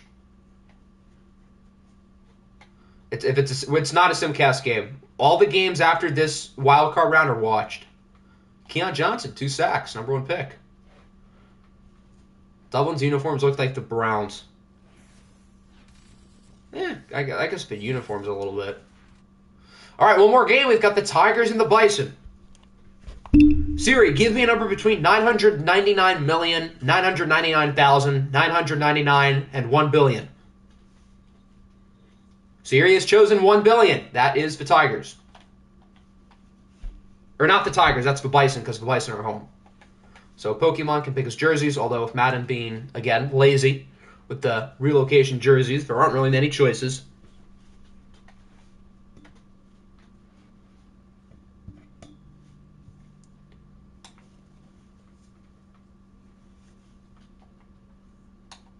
All right, do you want blue or white? I feel like there's an easy choice here. This will determine who wins the game. Get it right. There's no color rush because Madden's lazy. It's either blue or white. Or all blue. You can do all blue. That looks fire. Although the orange pants are kind of nice too. But I guess this is the closest thing to color rush because it's the same color. So, if you want to do that, then time to go to Brooklyn. The Tigers could win this game. I guess they never have, so that would make sense. But maybe Jax was the curse all along. That's good. Okay, good. You know ball, clearly. All right, the final wild card game of the day.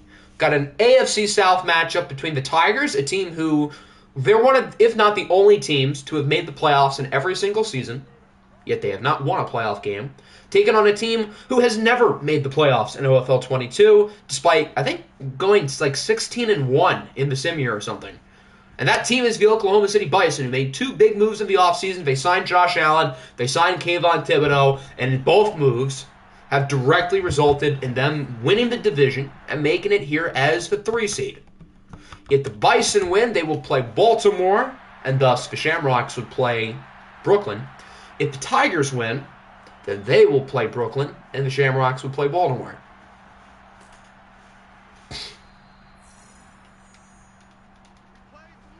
Wish we took on the Pioneers. Why? So you could have won by 45?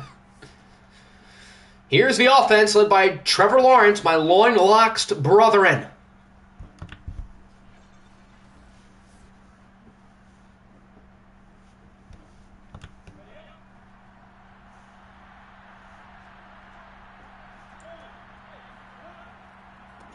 Handoff for the famous white boy who was pretty solid in Week 18 against the Jags, Luke Marshall. You're not going to let a white boy run all over your defense, are you?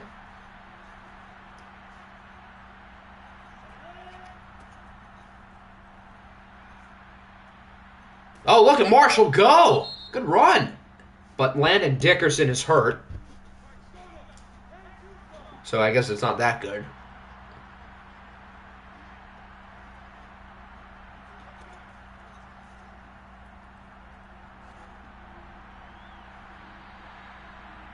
Lawrence's first pass, no go.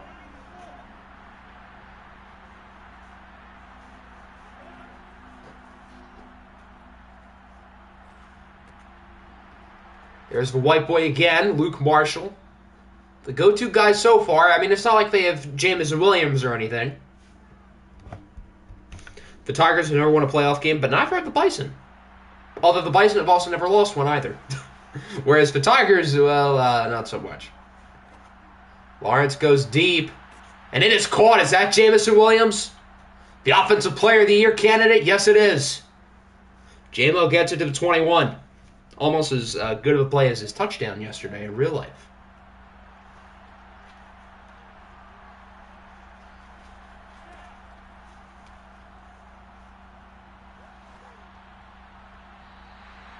Trevor Lawrence is incomplete.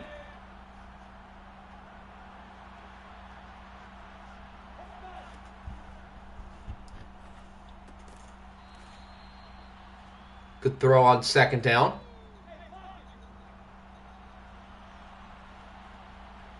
Can they punch it in here early in the game, or can OKC's defense get a stop? Well, neither on that play, because the Tigers get the first down. These Bison jerseys are sick, by the way. The all-blue combo goes hard.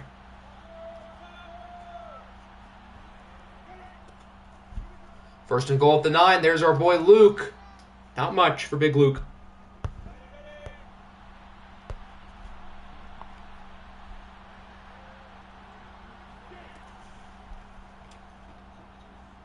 Second and goal. He's under pressure, and he's sacked.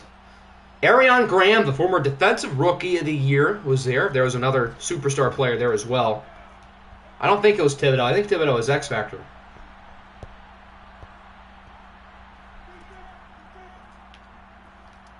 Third and goal.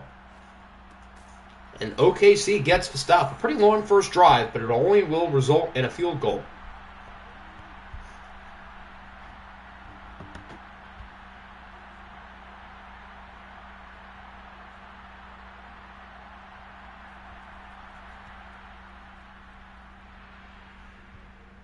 Kick is good, so the Tigers score a field goal. Not a bad start for either side.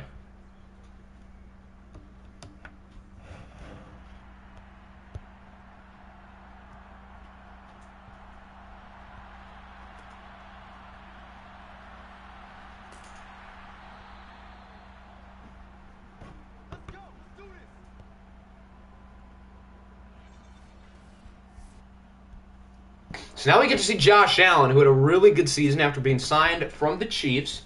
The Chiefs made a few playoff runs with Josh Allen. They made the OFL Bowl 2 seasons ago. Didn't win it. If we played the Shamrocks, we're getting killed. I don't think so. I think that'd be a good game. Which, I guess you will play the Shamrocks if the Tigers win in this round. Alvin Kamara, the Offensive Player of the Year finalist. He ran for, what, like 23 touchdowns? I don't remember the exact number, but I know it was a lot.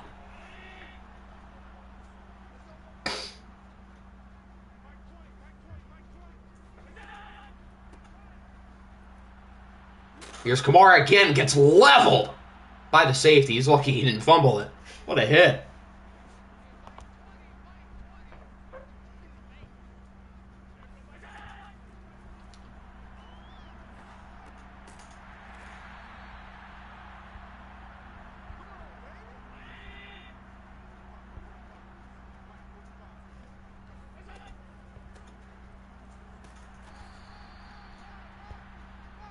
They're giving it to Kamara early. He's working it.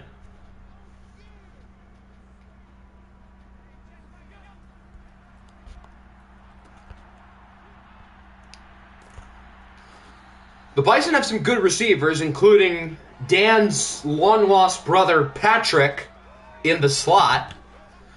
If the Bison win, then that means Dan would face off against Patrick in the next round. 1,500 yards, 23 touchdowns. Yeah, that's pretty good.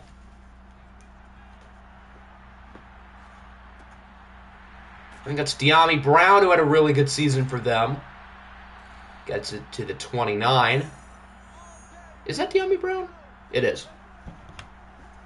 We're fraud. How are you? You guys won by 35. How are you guys frauds?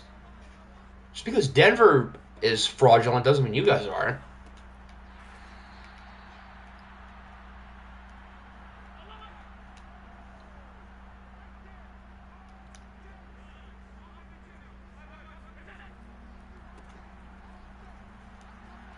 Another good run by Kamara. Breaks a tackle. Gets it inside the 5. He is really running it well early.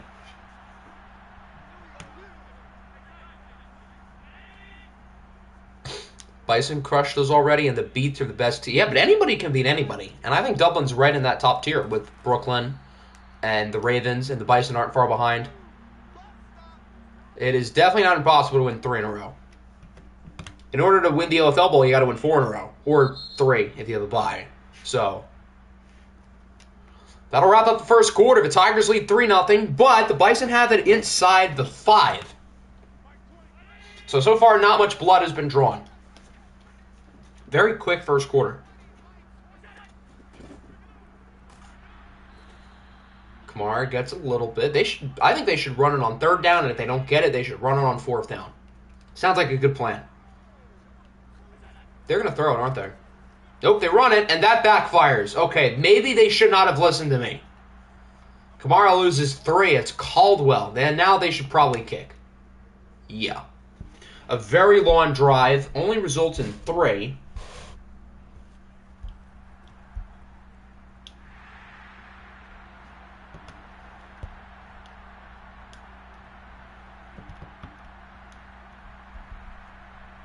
Never listen to me. That's good advice. Whatever I say they should do the other thing.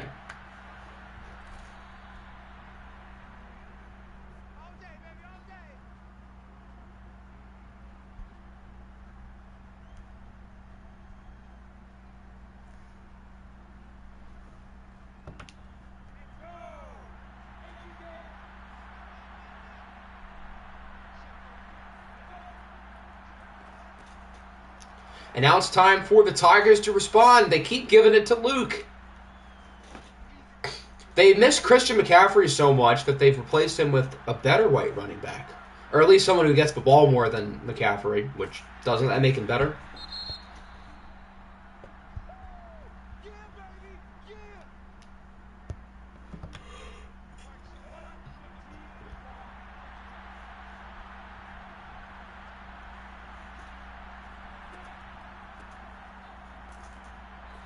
Third and 2.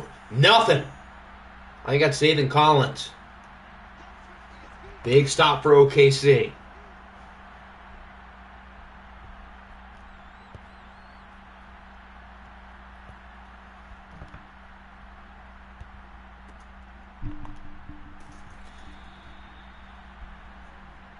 Is that Patrick? Is Patrick number 11? I think that's Patrick. Why don't they have their names on the back of their jerseys? They're just like the Diablos. That's annoying. As good as these jerseys are, by the way.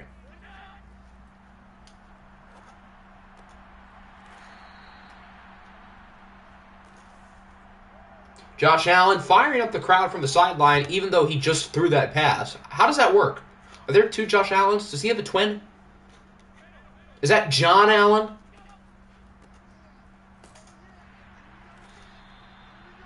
Well, that's not true. John Anderson, what? John Allen is in San Francisco losing a playoff game right now. How does that work?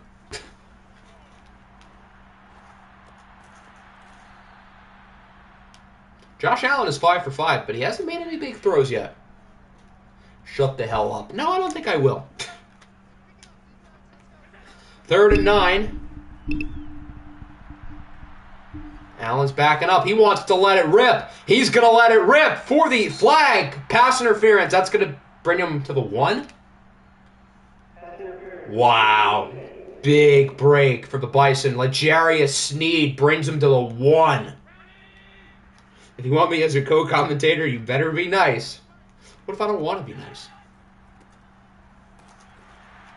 1st and goal. Kamara punches it in for the touchdown. So the penalty proves to be a pretty big deal, resulting in 7.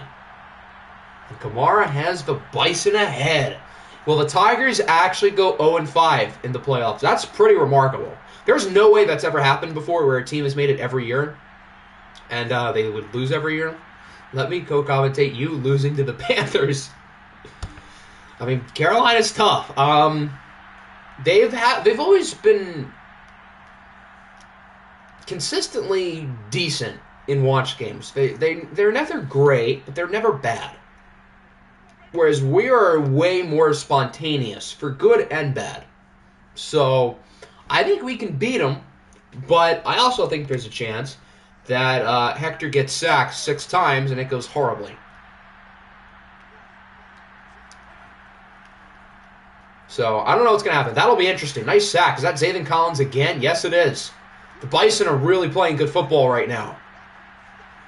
You beat them, so we should be fine, but you never know. Commentating crew, Octi, Nickinator, and SGYT. What do we all have in common? All of our teams are going to find stupid ways to lose in the playoffs, and we're all going to commentate them together.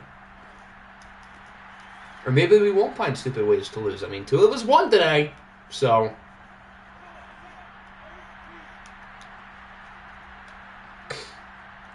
Third and 12, the Tigers got to get something going, and throwing a screen into the ground is not how you get things going. Now, if we've learned anything about the Tigers, at least last year in the playoffs, don't count them out. Because if you remember last year's game against the Wizards, I'm pretty sure the Tigers blew a 10-point lead twice, if I remember correctly. That was one of the weirder games I think we've ever seen here. I mean, last year's wildcard round was just, like, chaos. I don't know if we'll ever have a playoff stream better than last year's wildcard. Every single game was nuts. This year's games have been pretty good. Most of them have been close and exciting, minus Dublin. But last year's wildcard stream is definitely one of the craziest we've ever had. Not just in OFL 22, but I would say OFL entirely.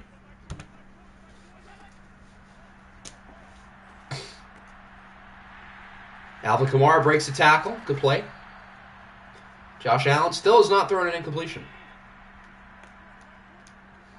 He also hasn't thrown a deep ball, minus the one on the last drive, which doesn't count as a pass because of a penalty.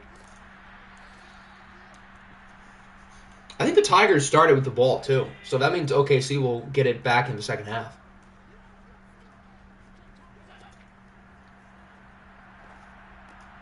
Another short throw for Kamara. Another first down.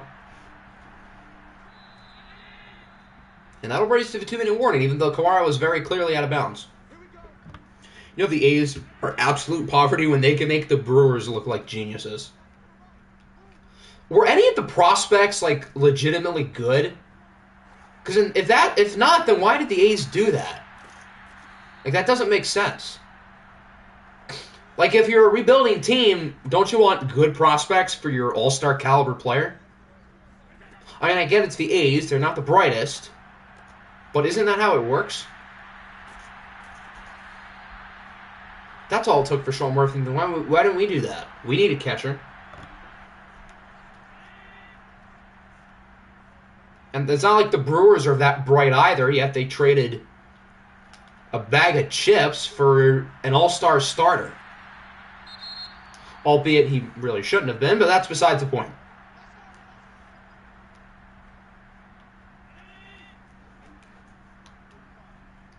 Bison are winning it all.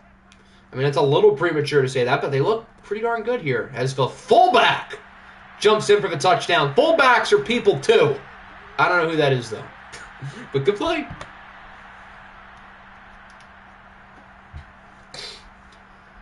These Bison look legit. There's a reason why I voted Pokemon second place for Coach of the Year, even though his team's record was lower than some of the other teams on the ballot. Tigers really had about to have 5 straight playoff losses. They made the playoffs every year and didn't win a single game. That's embarrassing. Status about Wild Bill leaving, but Sean Murphy is that dude. How old is Sean Murphy? Because in the short term, obviously Murphy's better, even if his offensive stats are a little bit worse. Obviously the defense is a drastic difference.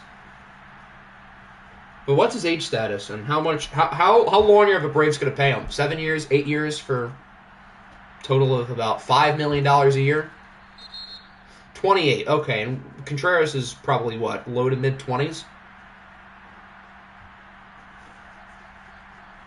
So yeah, I have no problem with that trade for the Braves. They're going all in, as they should, because they have a lot of money. Even though William Contreras is young and fun, they didn't extend Contreras, did they? Because if they did, then the Brewers are really lucky. Ooh, that should have been picked.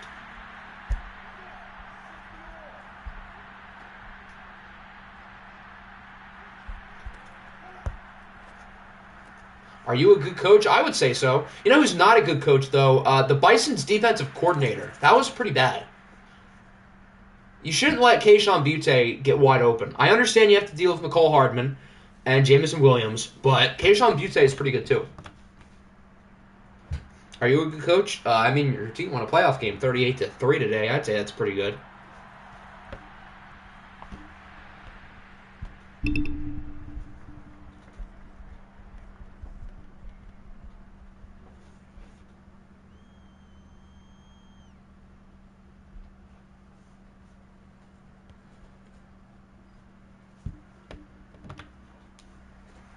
Ready for the inevitable Ravens-Shamrocks rematch. Well, I don't think the Bison are ready for that because the Bison are playing very well. And if they win, they play the Ravens.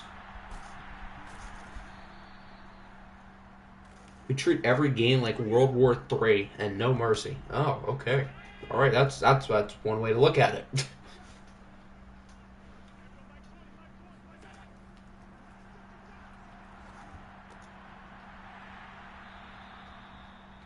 Josh Allen has not thrown an incompletion. He is 11 for 11.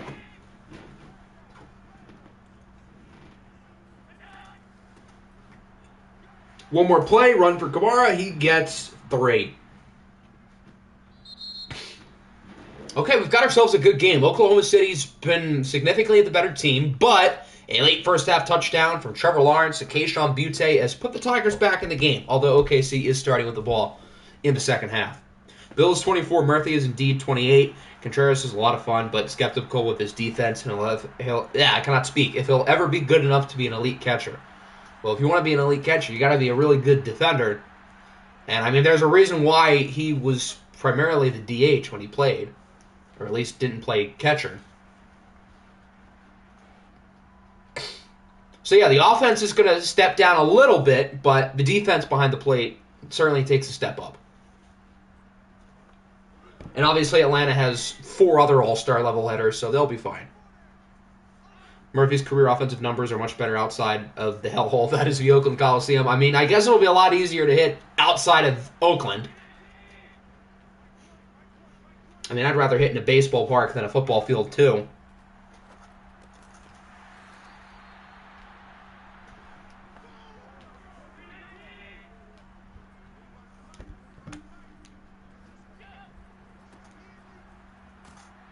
Good run by Kamara.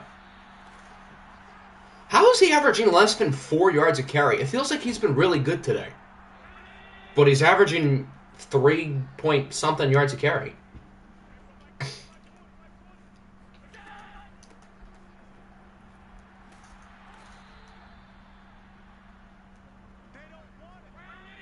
I guess the Tigers' run defense is starting to play a little bit better.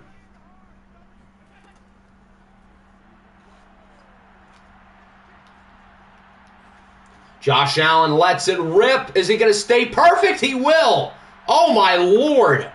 What a throw. He just let that rip off his back foot. There's 3 guys back there. 2 of them are on defense. And who ends up with it? De'Ami Brown. Wow.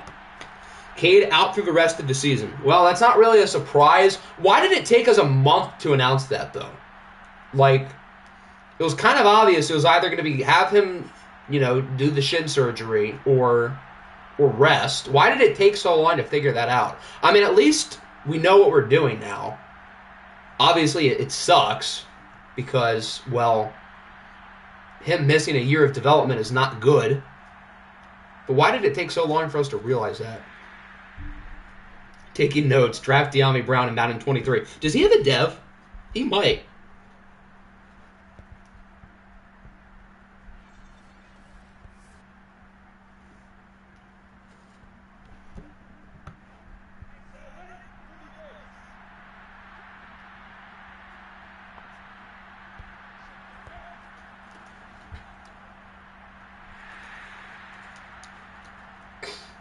So now the Tigers are going to need some more big plays on offense because OKC doesn't look like they're really going to slow down anytime soon. This is kind of like our game against the Niners where the one offense is dominating early. The other offense has to make sure they stay afloat, and then if they can get some stops in the fourth quarter like we did, then the Tigers can win this game.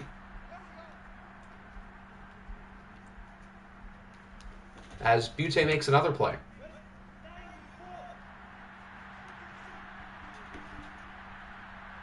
Amon-Ra has superstar good, as he should.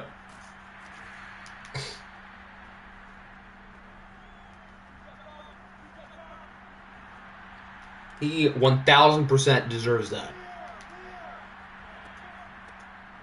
I wonder how he would do with a different quarterback. Like, if we were hypothetically replaced Goff in a year or two, which is obviously looking less and less likely as time goes on, but if we did, I wonder how he would do. Because I think his skill set meshes really well with Goff. Although on the flip side, we saw what happened with Cooper Kupp when he joined forces with Stafford, and, well, obviously he was quite a bit better. Imagine Amon-Ra with Stafford if we kept him.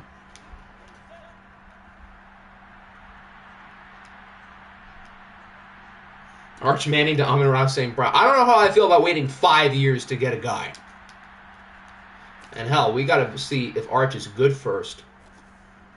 Although real ones remember when Jackson and a few other people said that Arch Manning was good enough to play in the NFL right away as a high school junior. That was fun. That'll age really well if he stinks out the gate at Texas.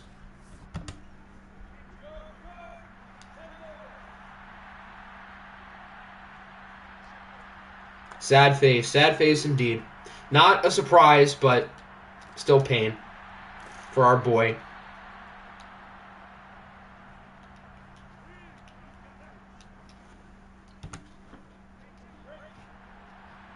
The revenge tour is going to be fun next October when he's back.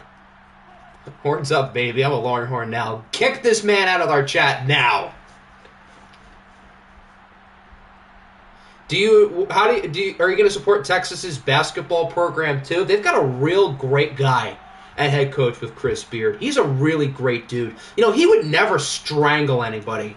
He would never strangle a family member. Definitely not. No. Chris Beard is a quality human being leading a quality Texas basketball program.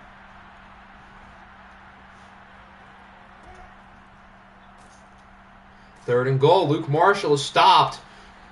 Noted. Hate Chris Beard. Good. Although he's probably not going to be employed much longer if the charges are bad. Which if he did it, then they should be pretty bad. Why are the Tigers kicking? I feel like they should go for it. I know they're at the 4, but you're down by 14. Your sarcasm was so strong at the beginning. I was like, what the heck? Yeah, I totally support strangling people. Yeah. That's definitely my thing. I'm a diehard Chris Beard fan.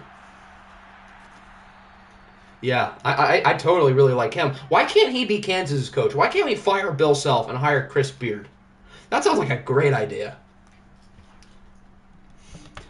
What was the Tigers cooking the last 4 years in those playoff games? Whatever they're cooking tonight, because it's clearly the same thing.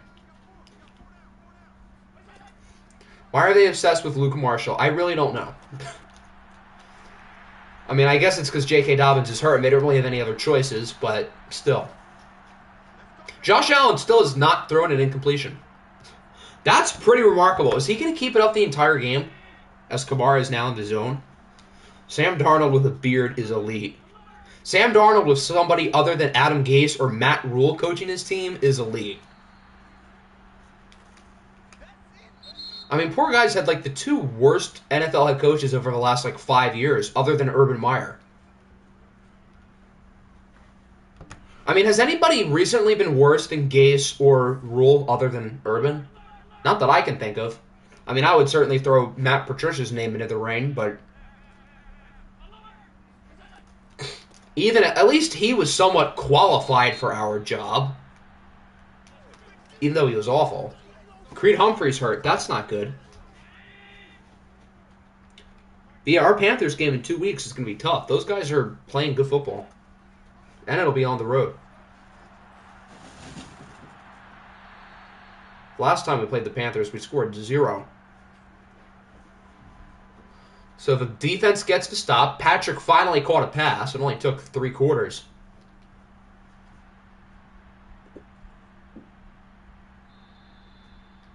Nearly a water punt, but not quite. It gets an unlucky roll into the end zone. You know, if the Tigers went for it and got it, they'd only be down by 7. I feel like they should have done that. Still got to score on this drive, and Luke Marshall loses 2. That's not a great start. Is that Emmanuel Ogbah? I forgot they had him. Is he, cooked? Remember when he had, 20-something sacks in a season with the Cardinals? How's Chris Board? He had a nice play yesterday on, a 3rd down. He's mainly a backup and a special teamer, but I think he had a nice play yesterday. Lawrence heaves up a prayer for, 3 defenders. He's a terrorist. Good answer.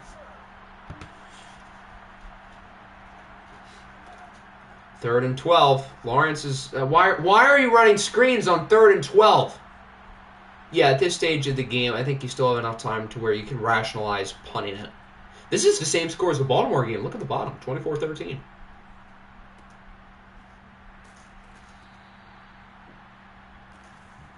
There's Patrick.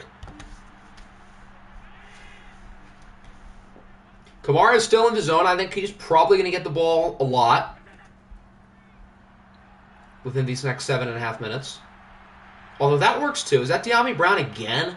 De'Ami is balling. And obviously Josh Allen is too. 16 for 16. Remember when Josh Allen had the least accurate playoff game ever in OFL? I guess none of you guys were here in OFL 20. But Josh Allen had a game on Nick's team where he was 2 for 15 in the first half. His passer rating was 0. He had 3 interceptions. He was awful. And now Josh Allen might go perfect. What a difference 2 years makes. The Tigers' offensive coordinator is the worst offensive coordinator I've ever seen. Worse than Stalin. Okay. That's a take. They have a more epic duo than Greg Roman and sucking eggs. Seen Egg Guy? Is that Patrick again? Another offensive lineman's hurt. Greg Roman, Joe Lombardi, Matt Canada, and Matt Patricia. Who's the best of that group? That's a good question. Would I be crazy to say that Greg Roman's the best of that group? Not that he's good. I mean, all those guys are equally awful.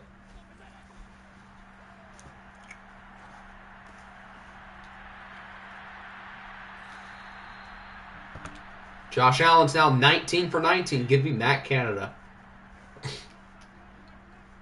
Good old Matty C. I mean, I guess to be fair, every Steelers offensive coordinator recently has been bad, but he's been like extra bad. Yeah, have fun. I will. And I sack for Harris.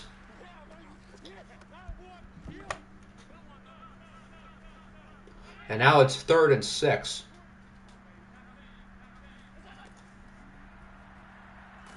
Is Allen going to stay perfect? He sure will. That's a touchdown. De'Ami Brown again. It's a 3-score game. It's simcast time.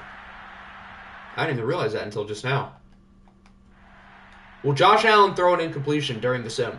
Probably not, because they're probably not going to run the ball or throw the ball much. Tigers are moving it, although it looks like it's too little too late. So it looks like the Bison are headed to Baltimore and the Shamrocks are headed to Brooklyn as they get stopped. Okay, yeah, this game's over. Josh Allen's going to be perfect. 0 incompletions, unless there was one on that last drive in the sim. So the Tigers and Josh Allen both complete history today. Josh Allen did not throw a single incompletion, whereas the Tigers had the great honor of making one of probably the only team in OFL 22 to make the playoffs every single season, yet they did not win a single playoff game. So I guess Jax wasn't the problem or the curse, because the Tigers were the exact same without him. Josh Allen, 100% completion percentage. Not a perfect passer rating. I guess he didn't have enough touchdowns. But, yeah, pretty good. 21 for 21 is not too bad. Whereas Trevor Lawrence wasn't bad, but he wasn't great. Kamara had a low yards per carry, but I think Kamara played good, even though his numbers are pretty mid. De'Ami Brown was phenomenal. Multiple big-time catches. And then their defense played great, too. Kayvon Thibodeau with a sack and a half.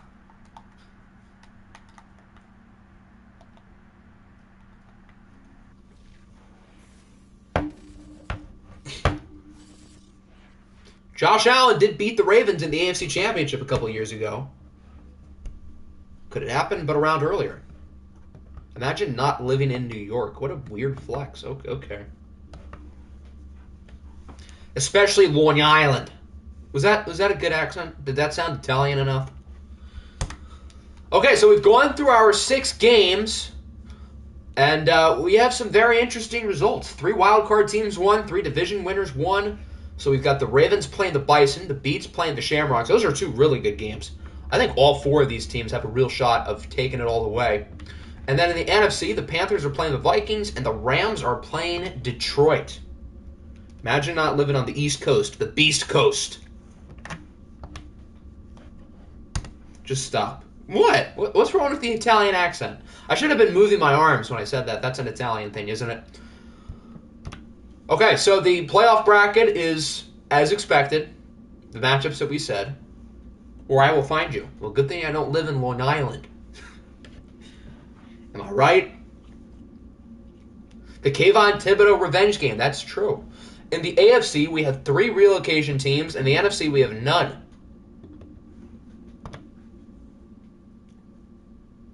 Seems like the AFC has all the good reload teams.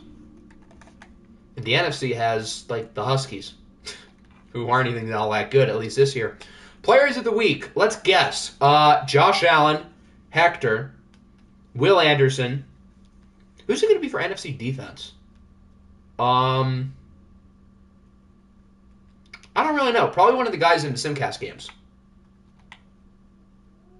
Oh, they gave it to De'Ami Brown. I don't know about that. De'Ami Brown was really good, but Josh Allen was 21 for 21.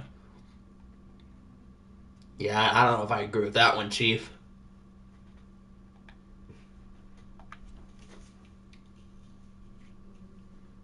All right, so that'll wrap up the stream. Next stream, as I said earlier in the server, I'm thinking Thursday. Got 4 really, really fun matchups in both conferences. Should have been Lamar. Were Lamar's numbers really good?